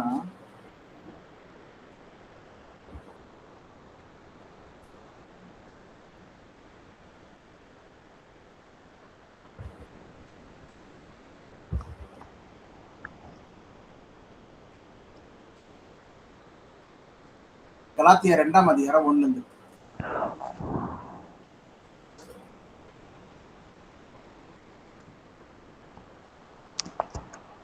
இருந்து படிக்குவானே. 14 வருஷம் சென்ற பின்பு நான் தீத்துவை கூட்டிக் கொண்டு பர்னபாவுடனே கூட மறுபடியும் எருசலேமுக்கு போனேன். நான் தேவ அறிவிப்பினாலே போய் புறஜாதிகளிடத்தில் நான் பிரசங்கிக்கிற சுவிசேஷத்தை அவர்களுக்கு விவரித்து காண்பித்தேன். ஆயினும் நான் ஓடினதும் வீணாகாதபடிக்கு எண்ணிக்கையுள்ளவர்களுக்கே தனிமையாய் விவரித்து காண்பித்தேன். ஆனாலும் என்னுடனே கூட இருந்த தீத்து கிரேக்கனாயிருந்தும் விருத்த சேதனம் பண்ணிக்கொள்ளும்படிக்கு கட்டாயம் பண்ணப்படவில்லை. கிறிஸ்து இயேசுக்குள் நமக்கு உண்டான சுயாதீனத்தை உளவு பார்த்து நம்மை நியாயப்பிரமாணத்திற்கு அடிமைகளாக்கும் பொருட்டாக அது வந்து சொல்றாரு. அங்க என்ன சொல்றாரு? நான் ஓடினதும் ஓடுகிறதும் வீணாவாதபடிக்கு. ஆமா. அது சரியா தமிழ்ல இல்ல. நான் வேற இதுல காமிக்கிறேன். Google translate.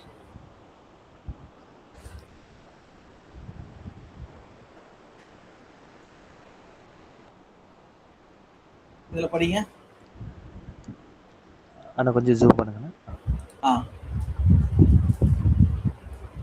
பின்பு 14 ஆண்டுகளுக்கு பிறகு நான் மீண்டும் எருசலேமுக்கு சென்றேன். இந்த முறை பர்னபாவோடும் சென்றேன். தீத்துவையும் கூடவே அழைத்து சென்றேன். ஒரு வெளிப்பாட்டின் காரணமாக நான் சென்றேன். தலைவர்களாக மதிக்கப்பட்டவர்களை தனிப்பட்ட முறையில் சந்தித்து புறஜாதியாரிடம் நான் பிரசங்கிக்கும் நற்செய்தியை அவர்களுக்கு எடுத்துரைத்தேன். நான் வீணாக ஓடவில்லை என்பதையும் என் ஓட்டத்தை வீணாக ஓடவில்லை என்பதையும் உறுதிப்படுத்திக் கொள்ள விரும்பினேன். உறுதிப்படுத்திக் கொள்ள விரும்பினேன். இதை வந்து திருவிழியத்துல படிக்கலாம், படிக்கலாம். தமிழ்ல ஆனா எப்படி இருக்கு பாத்தீங்களா?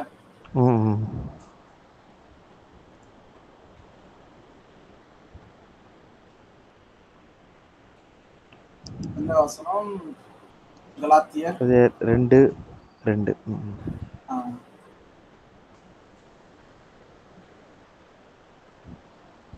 2ஆம் அதிகாரம் 2ஆம் வசனம். படிங்க. நான் போக வேண்டும் என்று வெளிப்படுத்தப்பட்டபடியால் தான் அங்கு போனேன். ஆ, பிற இனத்தார் நடுவில் நான் அறிவித்து வந்த நற்செய்தியைப் பற்றி அங்கே எடுத்துக் கூறினேன். ஆ, செல்வாக்கு உள்ளவர்களிடம் தனிமையில் எடுத்துரைத்தேன். ம், நான் இப்பொழுது நான் இப்போது செய்யும் பணியும் இதுவரை செய்த பணியும் பயனற்றுப் போகக்கூடாதே என்பதற்காக தான் இவ்வாறு செய்தேன். ஆ, பயனற்று போகக்கூடாது. கூடாது ஓகே, என்பதற்காக தான். பயனற்று போகக்கூடாது சொல்லி போட்டிருக்கு. இதுல படிங்க. தேவன் எனக்கு கட்டளையிட்டபடியும் வழிகாட்டியபடியும் நான் விசுவாசிகளின் தலைவர்களை காண போனேன். நாங்கள் தனிமையில் இருக்கும்போது யூதர் அல்லாதவர்களிடம் நான் போதிக்கும் நற்செய்தியை அவர்களிடம் சொன்னேன். ஆ, எனது என்னது? எனது பணியை அவர்கள் புரிந்து கொள்ள வேண்டும் என்று விரும்பினேன். ஆ, இதனால் நான் ஏற்கனவே செய்ததையும் இப்பொழுது செய்து கொண்டிருப்பதும் வீணாகாமல் இருக்கும். வீணாகாமல் இருக்கும். அப்போ என்னதுன்னா, நான் செய்யறது, நான் புறஜாதி மக்கள் மத்தியில நான் சுவிசேஷம் அறிவிக்கிறது, அது கரெக்டா, அது தேவன் எனக்கு வெளிப்பாடு கொடுத்திருக்காரு. ஓகேவா? ஆமா. அது அந்த வெளிப்பாடு வந்து சபைக்கு மெயினான ஆட்கள் சொல்லி சொல்றாங்கல்ல, சபையோட முக்கியமான ஆட்கள் சொல்றது எங்க இருக்காங்க? எருசலேம்ல இருக்காங்க. ஓகேவா? அவங்க கிட்ட நான் என்ன பண்ண வேண்டியது இருக்குன்னா, அவங்களும் அதே மைண்ட்ல தான் இருக்காங்களா சொல்லி செக் பண்ண வேண்டியது இருக்கு. ஏன்னா தேவன் ஒருத்தர் தானே, ஆமா. ஒரே விசுவாசம் தானே. ஓகே. ஆமா. சத்தியம் 2 பேருமே அப்ப எனக்கு வெளிப்பாடு இருந்ததுன்னா அவங்களுக்கு சொல்லிருப்பாருல்ல. வெளிப்பாடு ஆமா, ஒரே மாதிரி இருக்கும். அப்ப நான் அதை கன்ஃபார்ம் பண்ண போனேன். ஏன்னா அவங்க தான் வந்து முக்கியமான ஆட்கள் சொல்லி சொல்றாங்க. ஓகே. ஆமா. அப்ப அவங்க அது கேட்கும்போது எனக்கு கன்ஃபார்ம் ஆயிடுச்சு. என்ன ஆச்சு? அப்படியே படிங்க. 4ல இருந்து 3ல இருந்து படிங்க. ஆனாலும் என்னுடனே கூட இருந்த தீத்து கிரேக்கனாயிருந்தும் விருத்த சேதனம் பண்ணி கொள்ளவும்படிக்கு கட்டாயம் பண்ணப்படவில்லை. கிறிஸ்து இயேசுக்குள் நமக்கு உண்டான சுயாதீனத்தை உளவு பார்த்து நம்மை நியாயப்பிரமாணத்திற்கு அடிமைகளாக்கும் பொருட்டாக பக்க வழியாய் நுழைந்த கள்ள சகோதரர் நிமித்தமே அப்படி ஆயிடுச்சு. சுவிசேஷத்தின் சத்தியம் உங்களிடத்திலே நிலைத்திருக்கும்படி நாங்கள் ஒரு நாளிகை ஆகிலும் அவர்களுக்கு கீழ்ப்படிந்து இணங்கவில்லை. அல்லாமலும் எண்ணிக்கை உள்ளவர்களாய் இருந்தவர்கள் எனக்கு ஒன்றும் போதிக்கவில்லை. அவர்கள் எப்படிப்பட்டவர்களாய் இருந்தாலும் எனக்கு கவலை இல்லை. தேவன் மனுஷரிடத்தில் பட்சபாதம் உள்ளவர் அல்லவே. அதுவும் அல்லாமல் விருத்த சேதனம் உள்ளவர்களுக்கு அப்போஸ்தலனாய் இருக்கும்படி பேதுவை பலப்படுத்தினவர் புறஜாதிகளுக்கு அப்போஸ்தலனாய் இருக்கும்படி என்னையும் பலப்படுத்தினபடியால் விருத்த சேதனம் உள்ளவர்களுக்கு சுவிசேஷத்தை பிரசங்கிக்கும்படி பேதுருவுக்கு கையளிக்கப்பட்டது போல விருத்த சேதனம் இல்லாதவர்களுக்கு பிரசங்கிக்கும்படி அது எனக்கும் கையளிக்கப்பட்டதென்று அவர்கள் கண்டு எனக்கு அளிக்கப்பட்ட கிருபையை அறிந்தபோது தூண்களாக எண்ணப்பட்ட யாக்கோபும் கேபாவும் யோவானும் தாங்கள் விருத்த சேதனம் உள்ளவர்களுக்கும் நாங்கள் புறஜாதிகளுக்கும் பிரசங்கிக்கும்படி அந்நியோன்ய ஐக்கியத்திற்கு அடையாளமாக எனக்கும் பர்னபாவுக்கும் வலது கை கொடுத்து தரித்திரரை நினைத்து கொள்ளும்படி மாத்திரம் சொன்னார்கள். அப்படி செய்யும்படி அதற்கு முன்னமே நான் கருத்துள்ளவனா இருந்தேன். ஓகே. அப்ப என்னதான் அவங்க, நீ செஞ்சதெல்லாம் வீணெல்லாம் கிடையாதுப்பா, நீ வந்து என்னது செய்யறது கரெக்ட் தான் சொல்லி அப்ரூவ் பண்ணாங்க. ஆமா. யாரு? பேதுரு, யாக்கோபு யோவான் சொல்றோம் சொல்லி பார்த்தோம். சரி, ஓகே. ஸோ அப்ப என்னதுன்னா, நம்மளும் வந்து நம்ம ஓட்டத்தை வந்து அடிக்கடி செக் பண்ண வேண்டியது இருக்கும். ஓகேவா? நான் சரியா தான் ஓடுறேனா, நான் வந்து நல்லா போராட்டத்தை போடுறானா, நான் ஆகாயத்துல சிலம்பம் பண்றேன்னா சொல்லிட்டு. ஓகேவா? அதனாலதான் வந்து நிறைய இடத்துல நம்மளே எக்ஸாமின் யுவர் செல்ஃப் சொல்லி போட்டுருக்கோம். உங்களை நீங்களே நிதானித்து பார்த்து.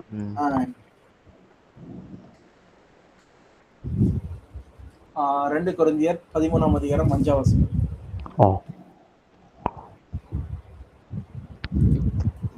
நீங்கள் விசுவாசம் உள்ளவர்களோ வென்று உங்களை நீங்களே சோதித்து அறியுங்கள். உங்களை நீங்களே பரிசோதித்து பாருங்கள். இயேசு கிறிஸ்து உங்களுக்குள் இருக்கிறாரா என்று உங்களை நீங்களே அறியீர்களா? நீங்கள் பரீட்சைக்கு இல்லாதவர்களா இருந்தால் அறியீர்கள். அப்ப எப்ப நம்ம அறிய மாட்டோமா? I hope you will realize that we have not failed the test. என்னதுன்னா நம்ம பரீட்சையில வந்து நில்லாதவர்கள் சொல்லும்போது என்னதுன்னா பரீட்சையில வந்து நம்ம ஃபெயில் ஆனோம்னா வந்து விசுவாசம் எனக்கு கம்மியா இருக்குன்னு அர்த்தம். ஓகே. ஓகே, அப்படிதான் நீ மறைஞ்சிக்க முடியும். ஓகே. ஓகே, அப்போ என்னதுன்னா உங்களை நீங்களே வந்து ஆராய்ஞ்சு பாருங்க. அப்போ விசுவாசத்துல குறையா இருந்ததுன்னா மாத்தணும். ஓகே. ஆனா ஆராய்ஞ்சு பார்க்கறதுன்னா அது அதாவது அதை எப்படி அது கொஞ்சம் சொல்லுங்கண்ணே எப்படின்னு. எப்படின்னா வந்து உங்களுக்கு எல்லாமே சம்பூர்ணமா கிடைக்குதுன்னு வச்சுக்கோங்க. ஓகே, அப்போ வந்து நீங்க வந்து எதை குறிச்சு நீங்க கவலைப்பட மாட்டீங்க. ஆமா. ஓகே. ஸோ உங்களுக்கு வந்து அந்த சுச்சுவேஷன்ல வந்து நான் தேவன் கிட்ட விசுவாசமா இருக்கேனா இல்லையா சொல்லி நீங்க என்ன பண்றீங்கன்னா செக் பண்ண வேண்டியது இருக்கு. உங்க மனசோ உங்க மைண்டோ வந்து அதுக்கேற்ற மாதிரி கிரியை செய்யாது. எனக்கு எல்லாமே இருக்குதே அப்படிங்கிற மாதிரி அந்த மைண்ட்ல இருக்கும். ஓகே, ஆனா என்ன பண்ணணும்னா எப்பயுமே நீங்க வந்து கான்ஸ்டன்ட் ஒரு மூமெண்ட்ல வச்சுக்கணும். ஃபார் எக்ஸாம்பிள் நல்ல ஒரு சுச்சுவேஷன் இருந்ததுன்னா நான் அப்படி இல்லை இந்த மாதிரி கஷ்டமான சுச்சுவேஷனை நான் எப்படி ஃபீல் பண்ணுவேன்னு சொல்லிட்டு அந்த சுச்சுவேஷன்ல இருந்து நீங்க அன்கம்ஃபர்டபுள் சுச்சுவேஷன் கூட நீங்க போகலாம். ஓகே, ஊழியம் பண்றதுக்கு நீங்க கிராமத்துக்கு போகலாம், எங்க வேணா போகலாம். போய் சொல்லும் போது அது உங்களுக்கு கம்ஃபர்ட் கிடையாது. ஓகேவா? அப்போ என்ன பண்றீங்க? ஓகே. ஓகே, இல்லைன்னா உங்க குடும்பத்திலேயே நார்மல் சூழ்நிலையிலேயே வந்து குடும்ப சூழ்நிலையிலேயே வந்து ஒரு கஷ்டமான சூழ்நிலை கூட வரலாம் சில டைம்ல. அப்போ நீங்க வந்து எந்த அளவு விசுவாசத்தோட நிக்கிறீங்க? ஓகே, இல்லைன்னா வந்து பொறுமையா இருக்கீங்களா? அதை வந்து நீங்க வந்து என்னது அதை குறிச்சு நீங்க தினைக்கும் புலம்பிட்டு இல்லாம கஷ்டப்படாம மக்கள் புலம்புறாங்க பாத்தீங்களா வர வழியில ஃபுல்லா, அந்த மாதிரி இல்லாத மாதிரி தேவன் பார்த்துக்கு பாரு சொல்லிட்டு பொறுமையா அதுல வந்து வெயிட் பண்ணிட்டு அவர் கையில வந்து நீங்க என்ன அவர் எது வருதோ அந்த இது காரியங்களுக்காக வெயிட் பண்றீங்களா? ஓகே. அதெல்லாம் தான் வந்து பார்க்க வேண்டியது இருக்கு. ஓகே. ஓகே. ஓகே. ஆனா முக்கியமா ரியலைஸ் பண்ண வேண்டியது என்னதுன்னா நீங்க உங்களுக்கு எல்லாம் கிடைக்கும் போது எப்படி இருக்கீங்க, அது இல்லாத போது எப்படி இருக்கீங்க. அப்படி கிடைக்கும் போது வந்து என்னதுன்னா உங்களுக்குள்ளேயே வந்து ஆலோசனை கஷ்டமா இருக்கும். நான் என்ன ஒழுங்கா இருக்கேனா, எல்லாமே சரியா இருக்கேனா சொல்லி அந்த யோசனை உங்களுக்கு பரிசை மூலமா கொடுக்கப்படும். அப்போ நீங்க வந்து உங்களை நீங்களே நிதானித்துக் கொள்றதுக்கு ஒரு சான்ஸ் வரும். அதெல்லாம் நீங்க லேட்டரா புரிஞ்சுப்பீங்க. ஓகே. ஓகே. ஓகே. ஓகே, ஞானஸ்தானத்துக்கு அப்புறம். ஓகே. ஆனா என்னதுன்னா நம்ம அடிக்கடி நம்ம என்ன பண்ண வேண்டியது இருக்குன்னா நான் ஓட்டத்துல தான் இருக்கேனா இல்ல விலகிட்டேனா. ஓகே. அப்போஸ்தலர் பவுலே பாத்தீங்கன்னா 14 வருஷம் கழிச்சு என்ன பண்றாருன்னா போய் பாக்குறாரு. செக் பண்ணிக்கிறாரு. எருசலேம்ல உள்ள சுவிசேஷம் எல்லாம் அறிவிச்சிட்டு இருக்காரு. முதலாம் பையனெல்லாம் போயிருப்பாரு. ஆமா. ஓகே, அப்புறம் வந்து இந்த ப்ராப்ளம் வந்த உடனே இவர் வந்து போய் பாக்குறாரு சொல்லி பார்ப்போம். ஓகேவா? ஓகே. அது மாதிரி நம்மளும் வந்து பாத்தீங்கன்னா நம்ம சத்தியம் வந்து கரெக்டா தான் போச்சுட்டு இருக்கோமா இல்ல நான் தப்பா இருக்கேனா என்ன ஆயிடும் சொல்லி பாத்தீங்கன்னா நீங்க ஆவிக்குரிய விஷயத்துல நீங்க நிறைய ஒர்க் பண்றீங்கன்னு வச்சுக்கோங்க. உங்களுக்கு தேவனுடைய பரிசை கொடுக்கப்பட்டிருக்குன்னு வச்சுக்கோங்க. ஒரு ஃபர்ஸ்ட் 3 வருஷம் 4 வருஷம் எல்லாம் நல்லா தான் இருப்பீங்க. ஓகே. 5ஆம் வருஷத்துல இருந்து என்ன ஆகும்னா உங்களுக்கு நிறைய தெரியுது சொல்லி நான் என்ன ஆகும்னா கடினமான இருதயம் வந்துடலாம். ஓகே, அது மாதிரி எனக்கு எல்லாம் தெரியும் அவங்க அந்த ஸ்டேஜுக்கு அந்த ஸ்டேஜ்ல அப்ப நான் சொல்றதான் கேட்கணும். அப்புறம் உங்களை வந்து எல்லாருமே நீங்க கேட்ட மக்கள் எல்லாருமே உங்களை வந்து பெரிய ஆளா பார்ப்பாங்க. அப்ப நீங்க வந்து முதல் இடம் இருக்கணும்னு சொல்லி ட்ரை பண்ணுவீங்க. ஓகேவா? முன்னாடி வரணும், நான் சீட்டு அங்க மேல வரணும், அது மாதிரிலாம் நினைப்பீங்க. ஸோ நம்ம எப்பயுமே நினைக்க வேண்டியது என்னதுன்னா நம்ம ஒன்றும் கிடையாது. தேவன் அந்த அந்த அமைப்பை வந்து ஏற்படுத்தியிருந்தாருன்னா வச்சிருந்தாருன்னா ஓகே நான் நிக்கிறேன். இப்போ உங்களுக்கு வந்து ஒரு இப்போ கத்துக்கிட்டீங்கன்னு வச்சுக்கோங்க. ஒரு 30 வருஷம் கழிச்சு இருந்தாலும் உங்களை மூப்பரா வைக்கல சபையில எல்லாம் முன்னாடி ஒரு 10 வருஷமா மூப்பரா இருந்திருப்பீங்க. அப்புறம் இல்ல சொல்லி வச்சுக்கோங்க. அப்படி உங்களை வந்து நார்மல் மக்கள் மாதிரி பின்னாடி தான் குறை வைக்கிறாங்க வச்சா அப்பயும் ஓகே தான். எப்படி இருந்தாலும் பரவாயில்ல. சந்தோஷமா எடுத்துக்கணும். ஆமா. அதான் நான் வாழ்ந்திருக்கேன். நோக்கம் வந்து இந்த பூமியில மனுஷங்க இவங்க முன்னாடியோ சபை இந்த உலக மக்கள் சபை மக்கள் தான் இவங்களும். ஆனா இவங்க முன்னாடி நான் வந்து பெரிய ஆளா காமிச்சுக்கணும்னு சொல்றது என்னோட எண்ணம் கிடையாது. ஓகேவா? என்னோட எண்ணம் என்னதுன்னா எப்படியாவது அந்த அழைப்புல போயிடணும். என் சபை மக்களும் வந்து அதுல போகணும். ஓகே, அதுக்கேற்ற கிரியை நான் பண்றேன். ஓகே, அதுல என்னை காட்டிலும் பெட்டரா ஒருத்தர் பண்ணாருன்னா அவங்க பண்ணட்டும். நானே அவங்களை சூஸ் பண்றேன். நான் யாருக்கு சபைக்கு நான் தடையா இருக்க மாட்டேன். இருக்கக்கூடாது. சொல்ற அந்த புரிதல் வந்து எப்பயுமே இருக்கணும். ஓகேவா? அப்படி இல்லைன்னா வந்து தேவன் வந்து புரிய வைப்பாரு. ஓகே, 2-3 சான்ஸ்ல புரிய வைப்பாரு. அப்பயும் நம்ம புரியலன்னா தான் தேவன் வந்து சபையை விட்டு நீக்கிடுவாரு. ஏன்னா சபையில வேணா இருப்பீங்க, நீங்க ஆளா வேற இருப்போம். ஆனா அவருடைய திட்டத்துல அதுல இருக்குமா, திட்டத்துல இருக்கிற அந்த இதுல இருந்து விலக்கிடுவாங்க. தேவனே விலக்கிடுவாரு. அது நாளாகும் போது அப்படியே கொஞ்சம் கொஞ்சமா ஃபேட் ஆகி அப்படியே போயிடும். பிலிப்பியர்லயுமே சொல்லும்போது அத வாழ்ந்திருக்கும் தாழ்ந்திருக்கும் எந்த சூழ்நிலையும் மன ரம்யமா இருக்க கட்சிக்கு எதுவுமே என்ன அடிக்காது, என்ன டாமினேட் பண்ணாது. அவரு பவுலோட மென்டாலிட்டி நாம வச்சுக்கணும். ஓகேவா? அது உங்களை வந்து தேவன் வந்து ஒரு லீடரா வச்சாருன்னா இருங்க. இப்ப எக்ஸாம்பிள் சொல்லணும்னா, நீங்க அப்போஸ்தலர் 5ஆம் அதிகாரம் படிச்சிருப்பீங்க. 5ஆம் அதிகாரத்தோட மேல தான் நீங்க என்ன படிச்சீங்கன்னா வந்து அனினா சப்பீரா வந்து என்ன பண்றாங்கன்னா பேதுரு சொன்ன உடனே இறந்து போயிட்டாங்க. அப்போ பேதுருவோட வார்த்தைக்கு எந்த அளவு வல்லமை இருக்கும். கேட்ட உடனே என்ன பண்றாங்கன்னா மத்த மக்கள் எல்லாம் பயப்படுறாங்க. அதே பேதுரு தான் என்ன பண்றாரு, போய் அடி வாங்கிட்டு வர்றாரு. அந்த முடியும் போது அவரை பிடிச்சு அடிச்சு வச்சு இது சொல்லக்கூடாது, மக்கள் முன்னாடி அடி வாங்கிட்டு வர்றாரு. இப்போ ஒரு லீடரை வந்து அடிச்சாங்கன்னா மக்கள் மத்தியில மதிப்பு இருக்குமா இருக்காதா? வேல்யூ இருக்க, மதிப்பு இருக்காம போயிடும். அந்த மதிப்பை பத்தி பாத்தாங்களா இவங்க? இல்ல, பார்க்கவே இல்ல. அது சந்தோஷமா எண்ணி வந்தாங்க. நீ மக்கள் நீ என்ன எப்படி வேணா நினைச்சுக்கோ, நான் வந்து கிறிஸ்தவ பாடுறேன்னா அப்ப அவங்களுடைய இருதயத்துல என்ன இருந்தது? அந்த ஃபோகஸ் அது கரெக்டா தான் இருந்திருக்கு. தேவன் அழைக்கலன்னா அவர் கிருபை கொடுக்கலன்னா நம்ம ஒண்ணும் இல்லை, நான் பெரிய ஆளுங்கிற இதுவே இல்லை, கிடையாது. அப்போ அவங்களுக்குள்ள அந்த கிறிஸ்துவ நிமித்தம் ஒரு பாடுகள் நான் பங்கு பெறணும். அந்த அழைப்புல நான் உண்மையா அப்ப தேவன் என்னை தெரிந்து கொண்டாரு, என் மேல இரக்கமா இருக்காரு, அவர் கண்கள் என் மேல இருக்கு சொல்ற அந்த விஷயம் தான் அவங்களுக்கு பெருசா தெரியும் தவிர அவங்க பூமியில மக்கள் முன்னாடி அடி வாங்குறத பத்தி பெருசா பார்க்கவே இல்லை. இதுதான் நம்ம வந்து புரிஞ்சுக்க வேண்டிய விஷயம். இதனால்தான் வந்து நம்ம சரீரத்துக்கும் நம்ம ஆவிக்கும் போராட்டம் நிறைய இருக்கும். ஆனா வந்து இந்த ஆவியானது ஜென்மிக்கப்பட்டு இன்னும் வளர வளர எவ்வளவு தூரம் நீங்க போஷிக்கிறீங்களோ அவ்வளவு தூரம் நீங்க வந்து என்ன பண்ணுவீங்கன்னா மெச்சூர் ஆவீங்க. இந்த பூமிக்குரிய காரியங்கள் எல்லாம் மறைஞ்சிட்டு அந்த ஆவிக்குரிய காரியத்துல வளருவீங்க. ஏற்ற வேலையில தேவனுக்கு தெரியும் நீங்க மெச்சூர் ஆயிட்டீங்களா இல்லையா சொல்லிட்டு அப்ப தேவனே வந்து எடுத்துட்டு வர சொல்லி தருவோம். ஓகே, எப்படி ஸ்டீபனை வந்து பாத்தீங்கன்னா சின்ன வயசுலயே எடுத்துட்டாரோ, ஓகே, ஆவினால் நிரம்பினவரா இருந்தாரு, கல்லஞ்சி கொண்டுட்டாங்க, அதுதான் அவர் ரத்தத்தை மறிச்சிட்டாரு சின்ன வயசுலயே. ஓகேவா? வாலிபனா இருக்கிற டைம்லயே.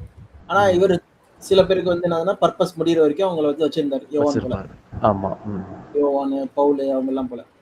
ஓகே, பவுல் ஆனா சீக்கிரமாவே இறந்துட்டாரு. ஆனா அந்த மாதிரி ஓகே. சரி, கடைசியா ஒரு பாயிண்ட் மட்டும் பார்த்துட்டு முடிச்சிடலாம். என்ன பாயிண்ட்னா வந்து இதை ரெண்டையும் பார்த்துட்டோம்.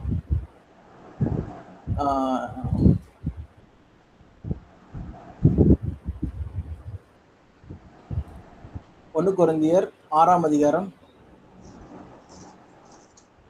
12ஆம் வசனம். எல்லாவற்றையும் அனுபவிக்க எனக்கு அதிகாரம் உண்டு, ஆகிலும் எல்லாம் தகுதியாயிராது. எல்லாவற்றையும் அனுபவிக்க எனக்கு அதிகாரம் உண்டு, ஆகிலும் நான் ஒன்றிற்கும் அடிமைப்பட மாட்டேன். ஒன்றிற்கும் அடிமைப்பட மாட்டேன். அப்ப என்னதுன்னா வந்து பாவம் சொல்ற ஒரு பாயிண்டே வந்து இங்க கிடையாது. ஓகே, சபை சொல்ற அந்த விஷயத்திலே கிடையாது. ஏன் சொல்லி பாத்தீங்கன்னா வந்து நம்ம எல்லாருமே வந்து பாத்தீங்கன்னா ஆதாமோட சரீரத்துல இருக்கோம். நம்ம எல்லாமே பாவிகள். ஓகேவா? அதனால்தான் மாம்சம் செய்யக்கூடாததை நியாயப்பிரமாணம் செய்யக்கூடாது தேவனே அவரோட குமாரன் அனுப்பிச்சு என்ன பண்ணாருன்னா நிறைவேற்றினார். அப்போ நியாயப்பிரமாணத்தின் நிறைவு வந்து என்ன பண்ணுச்சா, நமக்குள்ள வந்துச்சான். நியாயப்பிரமாணம் செஞ்சு முடிச்சா என்ன வருதான், ஜீவன் வருது. ஓகேவா? அப்ப ஜீவன் வந்து இயேசு கிறிஸ்துவை விசுவாசிக்கிறது மூலம் நம்மளுக்கு கிடைச்சிச்சு சொல்லி கிடைச்சிருக்கு. அப்ப திருப்பி நம்ம வந்து நியாயப்பிரமாணத்தின் மூலமா நீதி பட முடியுமா பாத்தீங்கன்னா கிடையாது. ஆல்ரெடி விசுவாசிக்கிற மூலம் நம்மளுக்கு கிடைச்சிச்சு, நம்ம நீதி கிடைச்சிச்சு. நீதிப்படுத்தல் எல்லாம் நம்ம தெளிவா பார்த்தோம். அப்போ எல்லாம் செய்ய அதிகாரம் உண்டு என்று அவங்க சொல்றாங்களாம். ஓகே, அப்ப அவங்க வந்து கொரிந்திய மக்கள் வந்து நல்லா புரிஞ்சிருக்காங்க. ஓகேவா? இனி நான் கிறிஸ்துக்குள்ள இருந்தேன்னா என்கிட்ட பாவமே கிடையாது சொல்லிட்டு. ஓகே, ஆனா அது கரெக்ட் தான். பவுல் வந்து அது தப்புப்பா, இல்லப்பா பாவம் இருக்கும் சொல்லவே இல்லைங்க. ஆனா பவுல் என்ன சொல்றாரு, அது எனக்கு தகுதியா இருக்காது. வேணா இந்த வசனம் படிங்க. 1 கொரிந்தியர் 6ஆம் அதிகாரம் 12ஆம் வசனம். தமிழ்ல அப்படியே போடுறேன்.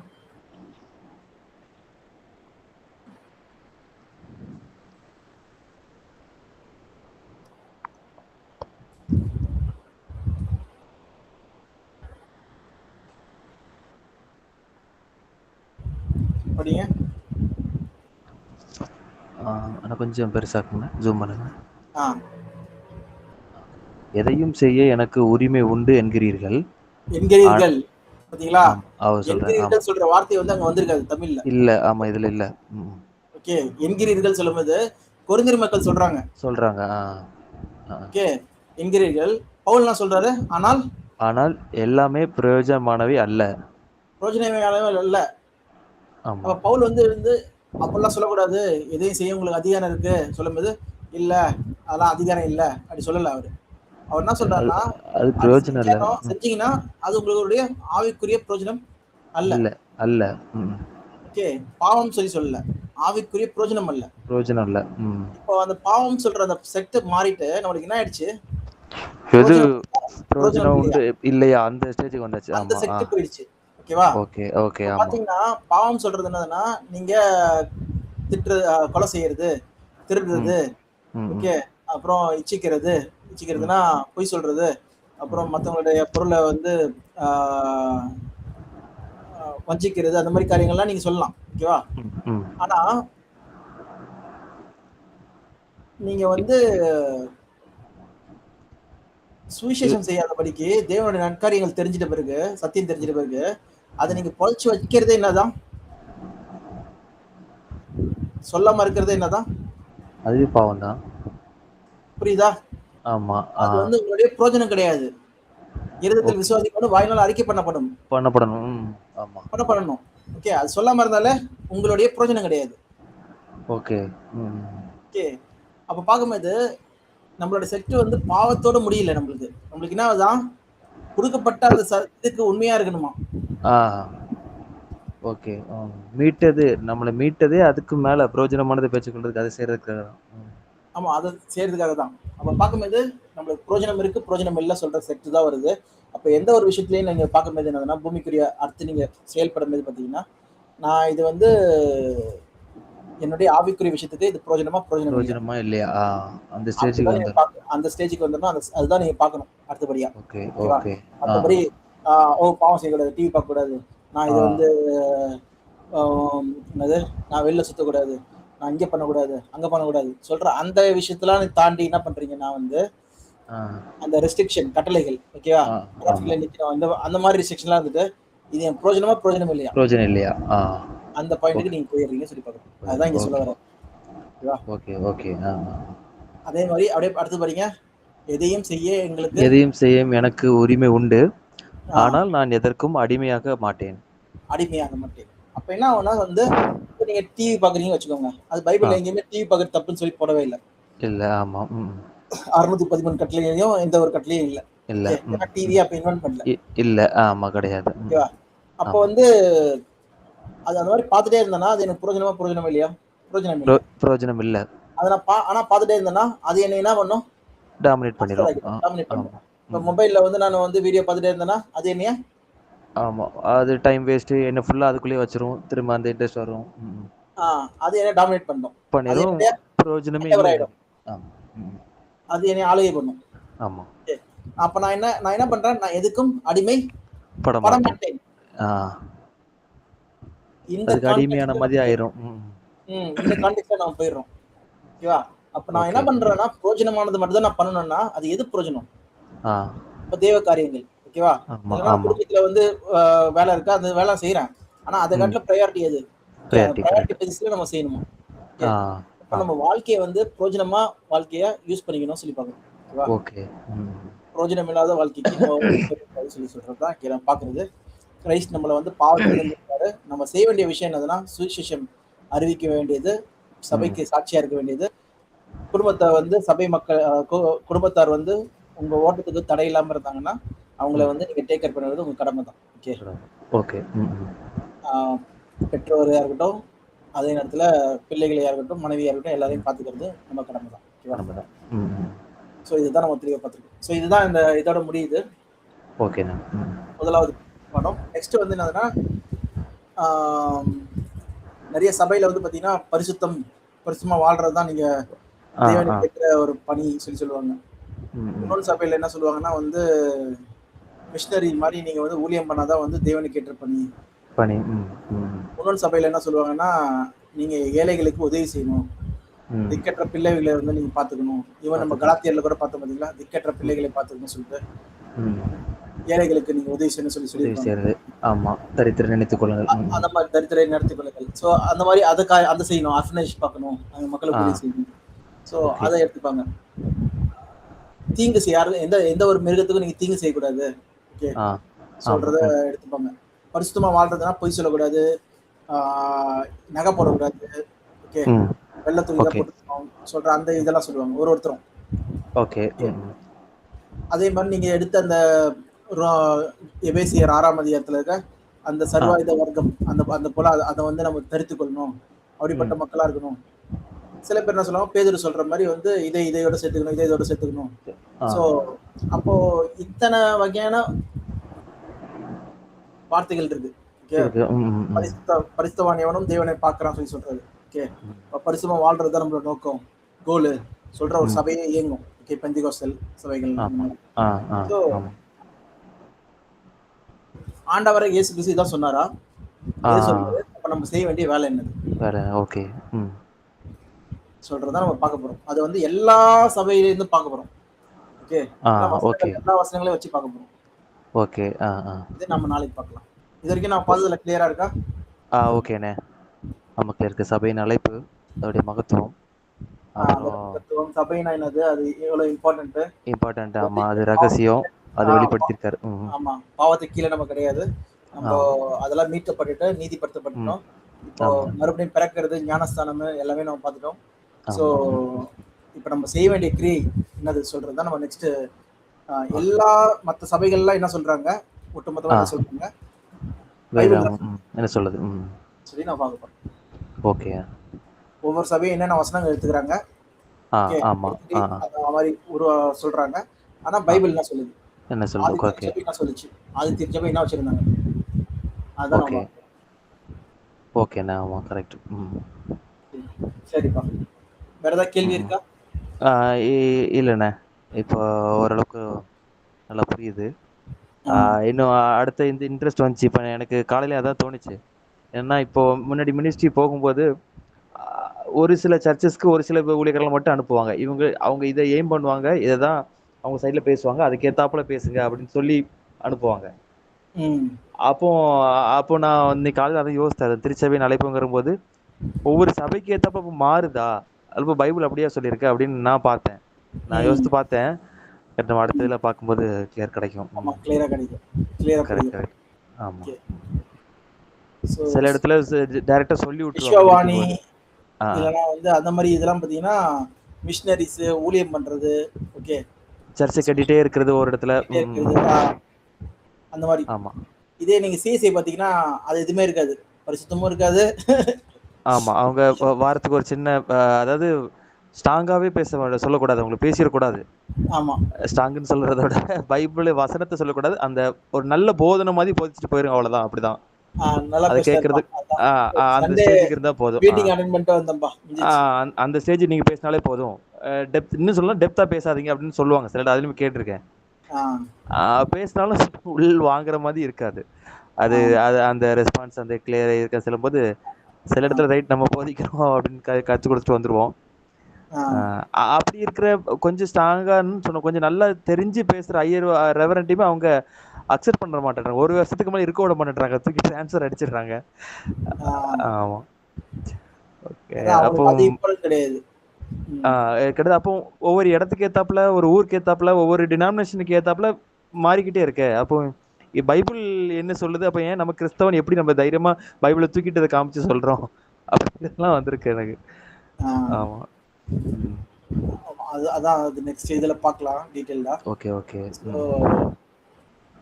அது பார்த்துட்டு அதுக்கப்புறம் அடுத்தது 2 கிளாஸ் இருக்குல்ல அது ஆமா ஆமா ஆமா. ஆனா அப்புறம் எனக்குமே இப்போ ரீசெண்ட் இதுல வந்துச்சு. நேத்துமே ஒரு தம்பிய இந்த நான் முன்னாடி இருந்ததுல வந்து மீட் பண்ணேன். அவனுமே சொன்னான்.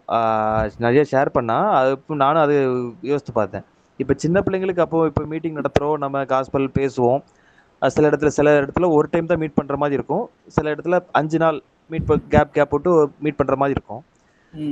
அப்போ நான் சரியா தெரிஞ்சுக்கலன்னா, எனக்கு அஸ்திபார போதனை சரியா தெரியலன்னா, நான் வந்து ப்ரீச் பண்ணும்போது, அவனுக்கு கற்றுக் கொடுக்கும்போது, பைபிள் சம்பந்தம் சொல்லும்போது, அந்த குழந்தையுமே சிலர் தப்பா தானே புரிஞ்சிருக்கும். ஆமா. அதுமே அப்போ கொஞ்சம் கஷ்டம் தானே அவங்க வர்றதுக்குமே. நீங்க சொன்ன மாதிரி அது வந்து ப்ரிப்பரேஷன் ஒர்க்கு தான். வரும்போது சொல்லும் போதே கொஞ்சம் நல்லா தெரிஞ்சு அறிஞ்சு சொல்லிட்டாங்கன்னா அது வேல்யூ தானே அவங்க. ஆமா. அது சின்ன பசங்களுக்கு வந்து நம்ம எல்லாத்தையுமே தெளிவா புரிய வைக்க முடியாது. ஆமா. ஞானஸ்தானத்துக்குன்னு சொல்லிட்டு ஒரு பக்குவம் இருக்கு. ஃபார் எக்ஸாம்பிள் அது ஒரு 19 வயசு இது 18 வயசுக்கு அப்புறம் 18 வயசுக்கு அப்புறம் புரிதலுக்கான இது கிடைக்கும். ஆனா நீங்க அது வரைக்கும் என்ன சொல்லலாம்னா, ஒரு ஐடியா சின்ன பசங்க நீங்க குழந்தையிலேயே நீங்க பசங்க வளரும் போதே என்ன சொல்லலாம்னா, கதை மூலமா வந்து எப்படிப்பட்டது விசுவாசம், ஆபிரகாம் எப்படிப்பட்ட விசுவாசத்துல இருந்தாரு, ஸ்டோரிஸ்லாம் நீங்க சொல்லி சொல்லி சொல்லி வளர்க்கலாம். நீங்க பசங்களுக்கு புரிய வைக்கலாம். தேவன் மேல வைக்கிற விசுவாசமே சொல்லிட்டு தேவன் மேல அப்படி சொல்லலாம். அப்புறம் அதே நேரத்துல தேவனோட பேரை சொல்லி தரலாம். ஓகே. மத்தபடி ஆனா அப்படின்னா நமக்கு இந்த நம்ம அதெல்லாம் சொல்ல முடியாது. பேசிக்கான விஷயங்கள் நீங்க சொல்லி சொல்லலாம். ஆனா அந்த தமிழ் பைபிள்ல யெகோவா அப்படின்னு போட்டிருக்கலாம்னே, யாவே தேவனோட. அந்த யெகோவாங்கிற வார்த்தைக்கு எதுவும் அர்த்தம் இருக்கா? இல்ல யாவே தேவனுக்குரிய அந்த வேர்டுக்கும் எதுவும் தாங்கன அர்த்தம் அந்த மாதிரி இருக்கானே? யெகோவா சொல்றது வந்து அது ஒய்ன்னு சொல்ற அந்த ப்ரொனன்சியேஷன் வந்து கிடையாது. யாவே சொல்ற அந்த ப்ரொனன்சியேஷன் யெகோவே சொல்ற அந்த இதுதான் வந்து எபிரேக் ப்ரொனன்சியேஷன். ஓகேவா? அத வந்து என்ன பண்ணாங்கன்னா அந்த ப்ரொனன்சியேஷனை டைரக்டா வந்து என்ன பண்ணிட்டாங்கன்னா கன்வெர்ட் பண்ணிட்டாங்க. ஓகே. யெகோவா சொல்லிட்டு. ஓகே. மத்தபடி ஒரிஜினல் அந்த லெட்டர்ல எழுதும்போது பாத்தீங்கன்னா யாவே. அது ஒருத்தர் ஒரு மாதிரி இன்டர் பண்ணுவாங்க. ஒருத்தர் என்ன பண்ணுவாங்கன்னா அந்த ஹெச்க்கு இது சொல்லுவாங்க. ஓகே. மூச்சு விடுவாங்க பாத்தீங்களா, மூச்சு. ஆமா ஆமா. அந்த இது மாதிரி சொல்லுவாங்க. ஓகே. ஆனா நம்மளுக்கு யாருக்குமே டிஃபரெண்டா தெரியாது எது ப்ரொனன்சியேஷன் சொல்லிட்டு. ஓகே. யூதர்களே மறந்துட்டாங்க ஆக்சுவலா. ஓகே. ஓகே. அது ஏன்னா வந்து ரொம்ப வருஷமா வந்து சொல்லவே இல்லை தேவரோட நாமத்தை. ஓகே. இப்ப பேபிலோன்ல இருந்து வந்ததுக்கு அப்புறம் அப்படின்னா ஆனா அப்போ நம்ம யெகோவா அப்படிங்கிற வேர்ட் நீங்க யூஸ் பண்ண வேண்டாம் அப்படின்னு சொன்னான்னா, யாவே அந்த வேர்டு தான் கரெக்ட். எபிரேயர்கள் நம்ம யூஸ் பண்ண வேர்ட் நம்ம சொல்றோம் தேவனுக்குரிய வார்த்தை. யெகோவா ஏன் யூஸ் பண்ண வேண்டாம்? அதுக்கு வந்து அது வந்து வேற எதுவும் அர்த்தமா? இல்ல அது வந்து டிரான்ஸ்லேஷன்ல பிள்ளையா? அது எப்படி நம்ம உங்களுக்கு சொல்றது? இல்ல யூஸ் பண்ணலாம். அதனால தப்பு கிடையாது. இப்போ எக்ஸாம்பிள் ஜீசஸ் சொல்லி யூஸ் பண்ணுவோம். ஆமா. ஆனா ஆக்சுவலா எபிரேயத்துல வந்து பாத்தீங்கன்னா யோசுவா. ஓகே. ஆமா. யோசுவா. அதான் வந்து பேரு. நம்ம கம்ஃபர்டபிளுக்கு ஜீசஸ் யூஸ் பண்ணிக்கிறோம். ஏன் யெகோவா யூஸ் பண்ணலன்னா, நம்ம ஏன் யூஸ் பண்ணலன்னா வந்து யெகோவா விட்னஸ் அதான் யூஸ் பண்றாங்க. ஓகே. அதே வந்து என்ன இதுனா நிறைய மக்களுக்கு வந்து தேவனுடைய நாமத்தை சொல்லும்போது அவங்க ரிஜெக்ட் பண்றதுக்கான காரணம் இருக்கு. ஓகே. இவங்களும் யெகோவா விட்னஸ் நினைச்சுக்கிறாங்க. ஆனா நம்ம யெகோவா விட்னஸ் கிடையாது. ஆமா. நம்ம தேவனோட நற்செய்தி சொல்ற ஆட்கள். அவங்க வந்து யெகோவா விட்னஸ்ல 1914லயே வந்து ராஜ்யம் வந்துச்சு சொல்றாங்க. இயேசு கிறிஸ்து 1874லயே வந்து இயேசு கிறிஸ்து வந்துட்டார் சொல்றாங்க. ஓகே. இயேசு கிறிஸ்து 2ஆம் வருகை வந்துச்சு சொல்றாங்க. இப்ப சபையின் அழைப்பு போயிட்டு இருக்கு. சபையில அழைப்புல வந்து மிச்சம் ஒரு 1000 பேர் தான் இருக்காங்க. அதுவும் ஜெகா விட்னஸ்ல தான் இருக்காங்க. ஓகேவா? போயிட்டு இருக்குதுன்னா ஏன் சாத்தான் ஒண்ணு இருக்கிறான்? கட்டப்பட்டிருக்குங்களா? 1000 வருஷம் சாத்தான் வந்து இருக்க மாட்டான் சொல்லி போட்டுருக்கு. 1914 ஆரம்பிச்சுச்சுன்னா இப்போ வரைக்கும் என்ன நடந்துட்டு இருக்கு? யார் அப்ப ஆளுங்க? ஆள்றாங்க. கேட்டா வந்து சாத்தான் கொஞ்சம் கொஞ்சமா கட்டுறாங்கன்னு சொல்லி சொல்றாங்க. சொல்றாங்க. ஸோ அதான் நிறைய பேசியிருக்கோம் அவங்க கிட்ட, கன்வர்சேஷன் நிறைய இதெல்லாம் போயிருக்கு. Okay, okay. அது மட்டும் இல்லாம ஆதாம்லாம் வரமாட்டாரு, உயிர்த்தெழுதல வரமாட்டாரு அப்படிலாம் சொல்லுவாங்க. ஏன் வரமாட்டாரு சொல்லி கேட்டா வந்து அவங்க நல்ல உலகத்தை பார்த்துட்டாங்க, அதனால திருப்பி பார்க்க வேணாம் ஓ! அப்படி சொல்லுவாங்க. அப்படிலாம் கிடையாது. ஆதாமுக்குள் மரிக்கிற எல்லாரும் கிறிஸ்துவுக்குள் உயிர்ப்பிக்கப்படுவாங்க. அவனவன் தன் வரிசையில உயிர்ப்பிக்கப்படுவான். யார் வந்து சபைக்கு மட்டும்தான் வந்து இப்போ வந்து நியாயத்தீர்ப்பு நடக்குது சொல்லி பார்க்கணும். பைபிள்ல தெளிவா போட்டிருக்காது. நியாயத்தீர்ப்பு முந்தி யாருக்கு நடக்குதுன்னா சபைக்கு நடக்குது. ஏன்னா அவங்க சத்தியம் போதிக்கப்பட்டு அதுக்கப்புறம் அந்த டெஸ்ட் நடக்குது. அவங்க ரெண்டாம் மரணத்துக்கு போறாங்க, சபைக்கு மட்டும் முதலாம் வருகிறது, ரெண்டாம் வருது. மற்றபடி உலக மக்கள் எல்லாரும் ஆதாம் தொடங்கி எல்லாரும் என்ன பண்றாங்கன்னா உயிர்த்துல இருந்து தேவன் ராஜ்யத்துல வராங்க. இந்த மாதிரி நிறைய டிஃபரன்ஸ் இருக்கு. அது மட்டும் இல்லாம அவங்களோட ஓட்டமே என்னதுன்னா திருப்பியும் பாவத்தை ஒடுக்குறது, நீதிப்படுத்துறது வந்து பாத்தீங்கன்னா தங்களோட கிரியை மூலமா தான் நம்ம நீதிப்படுத்த முடியும். இயேசு கிறிஸ்துவோடைய ஆவிக்கோ பியூர் அவர் எப்படி பரிசுத்தரா இருந்தாரோ அது மாதிரி நம்மளும் பரிசுத்தரா மாறுறதுதான் நம்ம ஓட்டமே சொல்லி சொல்லுவாங்க. ஓகே, விசுவாசிக்கிறதுனால தான் நீங்க பரிசுத்தம் ஆவறீங்க சொல்றத வந்து நம்ப மாட்டாங்க, ஏத்துக்க மாட்டாங்க. ஸோ அது மாதிரி பேசிக்கா அடி வாங்கும். ஓகே. Okay okay. அது நீங்க நிறைய பேருக்கு பழக இங்க ஜீசஸ் ஒன்லி குரூப்லாம் பேசுனீங்கன்னா ஆமா ஆமா. ஸோ பேச உங்களுக்கு வந்து நிறைய எக்ஸ்பீரியன்ஸ் கிடைக்கும். ஃபர்ஸ்ட் 2 தடவை 3 தடவை வந்து அவங்க கேட்குற கேள்விக்கெல்லாம் நம்ம பதில் சொல்ல முடியாம இருக்கும். ஓகே, அப்புறம் நீங்க என்ன பண்ணுவீங்கன்னா படிப்பீங்க, திரும்பி போய் பேசுவீங்க. ஆனா என்ன ஞாபகம் வச்சுக்கணும்னா நீங்க அவங்கள வின் பண்ணணும் சொல்ற நோக்கத்தோட நீங்க பண்ணக்கூடாது. ஆமா, புரிய வைக்கலாம் சொல்லி பண்ணலாம். ஆனா இல்ல அவங்க வந்து நான் கேட்க மாட்டேன் சொல்லியிருந்தாங்கன்னா விட்டுடுங்க. ஆமா, நம்ம தேவன் இழுத்துக்கொள்ள விட்டால் நம்ம ஒன்றும் பண்ண முடியாது. நோய் பிடிச்சவங்க தான் என்ன பண்ணுவாங்க, டிபேட் பண்ணுவாங்க, விவாதம். என்ன போட்டிருக்கு பைபிள்ல? ஒரு வசனமே இருக்குமே, ஆமா, நோய்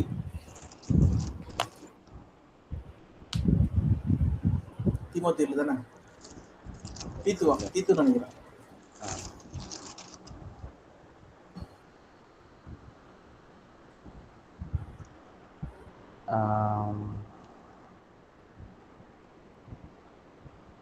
ஒன்பதாம் வசனத்திலான படிங்க. புத்தீனமான தர்க்கங்களையும் அதுவான வம்ச வரலாறுகளையும் சண்டைகளையும் ஓகே, அது கூட வந்து பாத்தீங்கன்னா சொல்லுவாரு, வேத புரட்டனர்கள் புத்தி இல்லாத தர்க்கங்களையும் வம்ச வரலாறு விட்டு விலகு, அதெல்லாம் விட்டு விலகு. அதெல்லாம் வந்து ஒரு பிரயோஜனமும் இல்லை, யூஸே கிடையாது. இன்னொரு இடத்துல வந்து ரத்தம் பண்ணிக்கிறவங்க வந்து நோய் பிடிச்சவன்னு சொல்லி போட்டுருவோம், சிக்க அன்ஹெல்தி.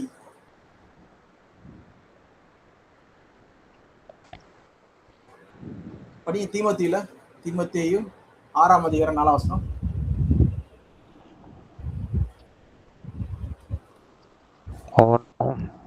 அவன் இருமாப்புள்ளவனும் ஒன்றும் அறியாதவனும் தர்க்கங்களையும் வாக்குவாதங்களையும் பற்றி நோய் கொண்டவனுமா இருக்கிறார்கள்.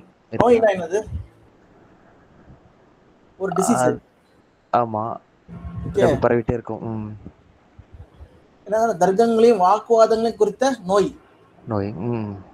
அப்ப யாரெல்லாம் வந்து தர்க்கம் பிடிக்குதோ அவங்களுக்கு அதை நோக்கி போறாங்களோ அவங்க என்ன பண்றாங்க, ஒரு நோய் இருக்கு, வாக்குவாதம்னா என்னது, நான் வின் ஆயிடுவேன் பாரு, நான் பேச்சு திறமையில பயங்கரமான ஆள், நான் வின் ஆயிடுவேன். அது நம்மளோட நோக்கம் கிடையாது. நம்ம சத்தியத்தை கரெக்டா சொல்லணும், அறிய வைக்கணும். ஆமா, அதனாலதான் அது வந்து அன்ஹெல்தி இன்ட்ரெஸ்ட். ஓகே, ஒரு இன்ட்ரெஸ்ட் இருக்கு அவங்களுக்கு. ஆனா என்ன இன்ட்ரெஸ்ட்னா வந்து தர்க்கம் வாக்குவாதம், யாரு கரெக்டா பாத்தீங்கன்னா குரூப்ல வந்து பாத்தீங்கன்னா இதான் மோஸ்டா இருக்கும், ரொம்ப பேசுவாங்க தர்க்கம். ஆனா இவங்க இந்த உமா சங்கர் ஐஏஎஸ் அப்படின்றவங்க இருக்காங்களானே, கேள்விப்பட்டிருக்கீங்களா? உமா சங்கர் ஐஏஎஸ் சும்மா வாயில பேசிட்டே இருப்பாரு. அதாவது வீட்டிலே அந்த சபை கூட மாதிரி கூப்பிட்டு பேசுவாரு. அவங்களும் ஜீசஸ் ஒன்லி அப்படிங்கிற அந்த ஃபோக்கஸ்ல தான் ஃபுல்லா பேசுற மாதிரி.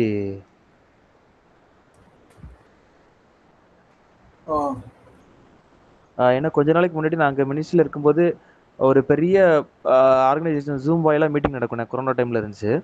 ஒவ்வொருத்தருக்கும் வாய்ப்பு கொடுப்பாங்க. அப்போ அவர் இன்க்ளூட் பண்ணாங்க, உள்ள சேர்த்தாங்க. அவர் சொன்னது வந்து இந்த நம்ம யாவே தேவனுக்கும் கிறிஸ்துவுக்கும் உள்ள அந்த மேட்சிங் கரெக்டா ஆகல அப்படின்னு சொல்லி 2-3 பேர் பேசினாங்க. உடனே அவர் பயங்கரமா கோவப்பட்டு பேசினாரா அப்படி இப்படின்னு சொல்லி வாய்ஸ் டாக் நிறைய போச்சு. நான் அப்புறம் கேட்கவே இல்லை.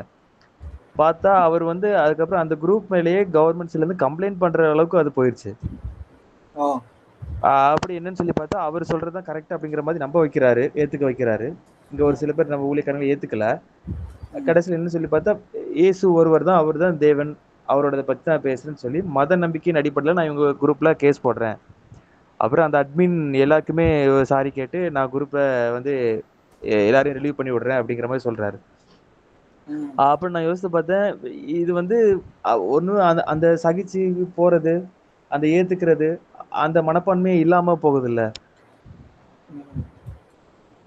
இது ஒரு விஷயம். என்ன விஷயம்னா வந்து பவுலே என்ன பண்றாருன்னா வந்து அந்த அஸ்திபார போதனை தவிர்த்து வேற போதனை வந்துச்சுன்னா அதை ஏத்துக்க மாட்டாரு.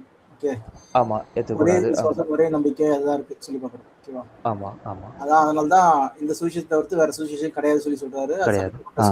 சொல்லிடுறாரு கரெக்டா. ஆமா. ஆனா உங்களுக்குள்ள இருக்க விசுவாசத்தை சொல்லும் போது என்ன பண்ணுமா, சாந்தத்தோடும் பொறுமையோடும் மறுபடியும் சொல்ல அருளாதீர்கள் சொல்றதுதான் பேசிக்கான கிரைட்டீரியா. ஓகேவா? அங்க கேக்குறாங்க கேட்கல அதாவது மேட்டரே கிடையாது. சொல்ல வேண்டியது நம்ம வேலை. ஓகேவா? அது தேவனால் அழைக்கப்பட்டவர்கள் யார் இருக்காங்களோ அவங்க வருவாங்க. இதான் பவுலோட புரிதல். ஓகே, ஞானஸ்தானம் சொல்றதுக்காக பவுல் வரல, அவர் சுவிசேஷ அறிவிக்கு தான் வந்து அன்பப்பட்டேன்னு சொல்லி சொல்றாரு. ஓகேவா? இந்த ஜெகோவா விட்னஸ் கூட வந்து பாத்தீங்கன்னா ஓரளவுக்கு டீசெண்டா நடந்துப்பாங்க. ஓகேவா? ஆனா இந்த ஜீசஸ் ஒன்லி குரூப் வந்து பாத்தீங்கன்னா அவங்க சொல்றதை ஏத்துக்கலன்னா வந்து கண்டபடி திட்ட பேச ஆரம்பிப்பாங்க. ஆமா ஆமா ஆமா. ரொம்ப ஹார்ஷா இருப்பாங்க. ஆமா.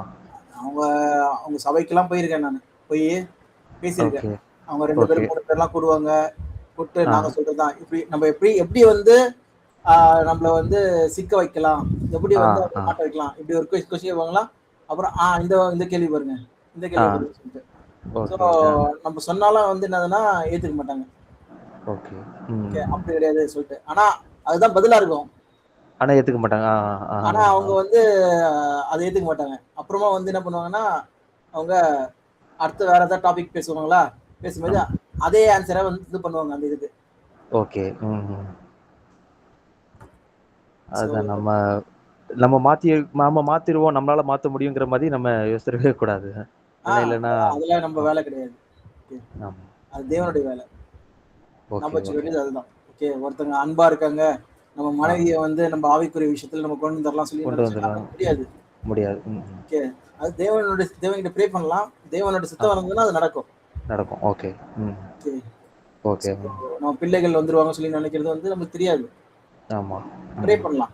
ஓகே, நம்மளுக்கு தெரியாது, தேவனுக்கு தெரியும். தேவன் வந்து அழைப்பு இருந்ததுன்னா அவங்க வருவாங்க. அதுதான். வரலன்னா நான் பிள்ளைகள் வராதனால நானும் வரமாட்டேன் சொல்லி சொல்ல முடியுமா? சொல்ல முடியாது. ஐயோ, அதுனா யார் இம்பார்ட்டன்ட் அது நீங்க எப்பவுமே ஞாபகம் வச்சுட்டு.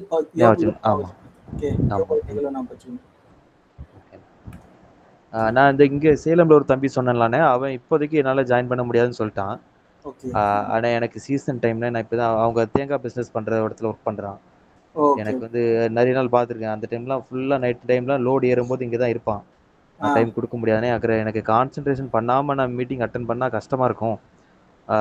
நீங்க எடுத்து வாசிக்கலாம் சொல்லுவாங்கல்ல, எனக்கு இன்ட்ரெஸ்டா இருக்கு. ஆனா இப்போதைக்கு சீசன் முடிஞ்ச பிறகு நான் ஜாயின் பண்றேன்னு சொல்லியிருந்தான். அப்புறம் என் ஒய்ஃபோட அக்கா சொல்லியிருக்காங்க, அவங்க ஜாயின் பண்றேன்னு சொல்லியிருக்காங்க. அதை எந்த டைம்ல மீட்டிங் எடுப்பாங்கன்னு சொல்லுங்க, நான் அப்ப ஃப்ரீ பண்றேன் அப்படிங்கிற மாதிரி சொல்லியிருக்காங்க. உங்களுக்கு பேச சொல்லுவானே உங்க நம்பர் கொடுத்து, இல்ல அவங்ககிட்ட இன்ட்ரோடக்ஷன் பேசணுமா? ஆமாண்ணே, நீங்க பேசிருங்க. நான் உங்களுக்கு நம்பர் கொடுத்துறேன், இல்ல அவங்க கொடுத்து பேச சொல்றேன். சரி, ஓகே, பேச சொல்லிடுறேன். ஆமா, நான் பேசுறேன். அதே நேரத்துல சிஸ்டர்ஸ் யாராவது இருந்தாங்கன்னா அவங்க கிளாஸ் எடுக்க சொல்லுங்க. நான் அதை சொல்லியிருந்தேன், அவங்க சிஸ்டர் தான் பேசுவாங்க, அவைலபிள் இருக்கிறத பொறுத்து சொல்லுவாங்க, நீங்க ஜாயின் பண்ணி விட்டுருவாங்கன்னு சொல்லியிருக்கேன். நீங்க உங்க சர்க்கிளை கேட்டுட்டு அவங்கள ஃபாலோ பண்ண சொல்லிருக்கேன். சரிப்பா, அவங்க ஃப்ரீயா இருக்காங்க. ஆமா. அப்புறம் சப்போஸ் உங்க மனைவி ஃப்ரீயா இருந்தா கூட நீங்க வந்து எடுக்கணும்னா அதுவும் சொல்லுங்க. ஆமா, நான் மனைவிக்கும் கேட்டிருக்கேன். ஆனா அப்படின்னு அப்படி பண்ணலாமா? ஒரு ஒரு இதுல 2 பேர் ஜாயின் பண்ணி அப்படி பண்ணலாமா? பண்ணலாமே. லிங்க் தானே இது. இல்லைங்களா? Okay, okay. இது எத்தனை பேர் வேணாலும் கூடலாம். Okay, okay. ஓகேண்ணே. ஒரு 4, 5 பேர் கூட கூடலாம். இது வந்து ஒரு கிளாஸ் ரூம் மாதிரி தான். ஓகே, ஓகே, ஓகேண்ணே. ஆட் பண்ணிக்கலாம் நம்ம. சரிங்க, நான் அப்போ கேட்குறேன். ஆமா. ஆனா என்னதுன்னா 2 பேருக்கும் இசைவான டைமா இருக்கணும். ஆமா, ஆமா. அவன் மைண்ட் கொஞ்சம் ஃப்ரீயா இருக்கணும். ஃப்ரீயா இருக்கணும். கரெக்ட். அதுதான். ஏன்னா இவளுக்கு இப்போ காலேஜ் ஆரம்பிச்சிட்டாங்க. இருக்கும்போது வந்து பாத்தீங்கன்னா மரியாள் மாதிரி இருக்கணும் தவிர மாத்தல் மாதிரி வேலையை வச்சுக்கிட்டு நான் போயிட்டு வந்துடுறேன். அது கஷ்டம். அது கஷ்டம் தான். ஆமா, ஆமா. நல்ல பங்கு தெரிந்து கொள்றவங்க. ஓகேண்ணே. நானுமே இப்போ ஒருவேளை அதுதான் யோசிக்கிறேன். ஏன்னா இவளுக்கு காலேஜ் ஆரம்பிச்சிட்டாங்கன்னா இவ கொஞ்சம் கிறிஸ்டியன் காலேஜ் தானே, லேடி டோ காலேஜ் கேள்விப்பட்டிருப்பீங்களாண்ணே? நம்ம மதுரை லேடி டோ காலேஜ். ஐயோ, ஒர்க்கு கொடுத்து தள்ளிடுவாங்கண்ணே. வீட்டுக்கு போனாலும் ஃபோனு மெயிலுன்னு சொல்லி இந்த இப்போ லீவு தான் இந்த 1.5 மாசம். ஆனா 3 டைம் கிட்ட மதுரைக்கு போயிட்டு வந்துட்டாங்க. 2 3 நாள் ஸ்டே பண்ணிட்டு பிள்ளைங்களுக்கு இன்டர்ன்ஷிப் நாம தான் அரேஞ்ச் பண்ணோம். அதை கம்பெனியில போய் விசிட் பண்ணணும். அவங்க எல்லாத்தையும் போயிட்டு வந்ததுனால ஆமா, ஆமாண்ணே. அதுதான் பாக்குறது. ஆனா ஈவினிங் காலேஜ் தான் உங்க டைம் 12 to 6 தான். 12 தான், 1க்கு தான் ஸ்டார்ட் ஆகும். 6 தான் டைம். சிலர் 10க்கு போகணும், சிலர் 8:30க்கு போகணும். அதனால சிக்கலாயிரும். ஆமா, அதனால அவன் டைம் கேட்டு நானும் சொல்லிட்டேன். ஆனா மத்ததை காட்டிலும் உனக்கு யார் இம்பார்ட்டன்ட் சொல்லி பாத்துக்கோ அப்படிங்கிற மாதிரி சார் நான் சொன்னேன். எனக்கு ஆண்டவர் தான், அது அவளுமே ஃபீல் பண்ணுவான். அந்த நேரம் பிள்ளைங்களை கூட்டு போயிடுவா, செக்யூர் பண்றது பாத்துக்குவாங்க. ஆண்டவர் முதல்ல கொடுக்கணும். அவர் சொல்ற அதுவும் சத்தியத்துக்கு கீழ்படுறதுக்கு சரியான சத்தியங்க கொடுக்குறாங்களோ அங்க நம்ம காது கொடுத்து கேட்கணும். அதை தவிர்த்து மற்றதுக்கு இம்பார்ட்டன்ட் கொடுக்க கூடாது அப்படிங்கறத அதுல நல்ல ஒரு ஸ்ட்ராங்கா இருக்காங்க. ஸோ அதெல்லாம் யோசித்தேன். நான் எனக்கு இப்போ பிடிச்சி 7 கிளாஸ் வர்றதுக்கு வந்திருக்கு, ஆண்டவர் கொண்டு வந்திருக்காங்க, நீயும் ஸ்டார்ட் பண்ணிரு அப்படின்னு சொல்லியிருக்கேன். அதான் பார்த்துட்டு இருக்கேன்ப்பான்னு சொல்லியிருக்கா. பார்க்கலாம். பரவாயில்லப்பா. ஆனா இதுல என்னன்னா ஆதாயம் பார்க்க முடியாது இந்த உலகத்துல. சுவிசேஷத்தை வச்சுட்டு, ஓகேவா? ஆமா. சுவிசேஷத்தை வச்சுட்டு நீங்க வந்து மத்த கிட்ட போயிட்டு நீங்க ஆதாயம் பார்க்கணும்னா அது மூலம் சம்பாதிக்கணும்னு நினைச்சா முடியாது. ஆமா. தேவனை உண்மையா இருக்க முடியும். அதுல ரெண்டுத்துல நம்ம ஏதாவது சூஸ் பண்ணணும். ஒண்ணு தேவனையா இல்லைன்னா காசா. ஆமா. யாருக்கு நம்ம ஊழியம் பண்ண போறோம்? ஊழியமாக. ஆனா மோஸ்டா வந்து மக்கள் இந்த பூமியில வாழணும்னு நினைக்கிற மோஸ்டா மக்கள் என்ன பண்ணுவாங்கன்னா எனக்கு ஆதாயம் சொல்லி பார்ப்பாங்க, ஓகேவா? நானும் சில பாஸ்டர்ஸ்க்குலாம் சொல்லியிருக்கேன், பேசியிருக்கோம். வருமானம் வேணும்ல. ஆமா. அதனால அது பக்கம் போவாங்க, மணி பக்கம் போவாங்க. அதனால இந்த சத்தியெல்லாம் தெரிஞ்சிருந்தாலும் என்ன பண்ணுவாங்கன்னா அதை மறைச்சிட்டு அவங்களுக்கு எது மக்களுக்கு என்ன பிடிக்குமோ அந்த மாதிரி பிடிக்குதோ அதை மட்டும். அதான் இது தீமத்தில் சொன்னபடுது, அவங்க செவிக்கு ஆரோக்கியமானதோ அதை மாதிரி பேச ஆரம்பிச்சிருவாங்க. ஆமா, அப்ப அவங்களுக்கு வந்து பிடிச்ச மாதிரி பேசினா அவங்களுக்கு எல்லாம் கிடைக்கும். ஆனா அதெல்லாம் என்ன, அது டெம்பரரி. நிறைவானது எது? தேவனுடைய வார்த்தை, தேவனுடைய. அதான். சரிப்பா, ஓகேண்ணா. ஓகே, அப்ப ப்ரே பண்ணி முடிச்சிடலாம். சரிங்கண்ணா. ப்ரே பண்ணலாமாண்ணா? பண்ணுங்க. அன்பின் ஆண்டவரே, இரக்கமுள்ள தகப்பனே, நன்றி செலுத்துகிறோம். இன்றைய நாள் வேத பாடங்களுக்காக நன்றி ஆண்டவரே. வேதத்தில் உள்ள வார்த்தைகளை மனுஷ யோசனையா இல்லாமல் ஆண்டவரே நீங்கள் என்ன அர்த்தத்தோடு அதை விளங்கி கொள்வதற்காக எழுதி கொடுத்தீங்களோ அதை காண்பிக்க வச்சுருக்கீங்க.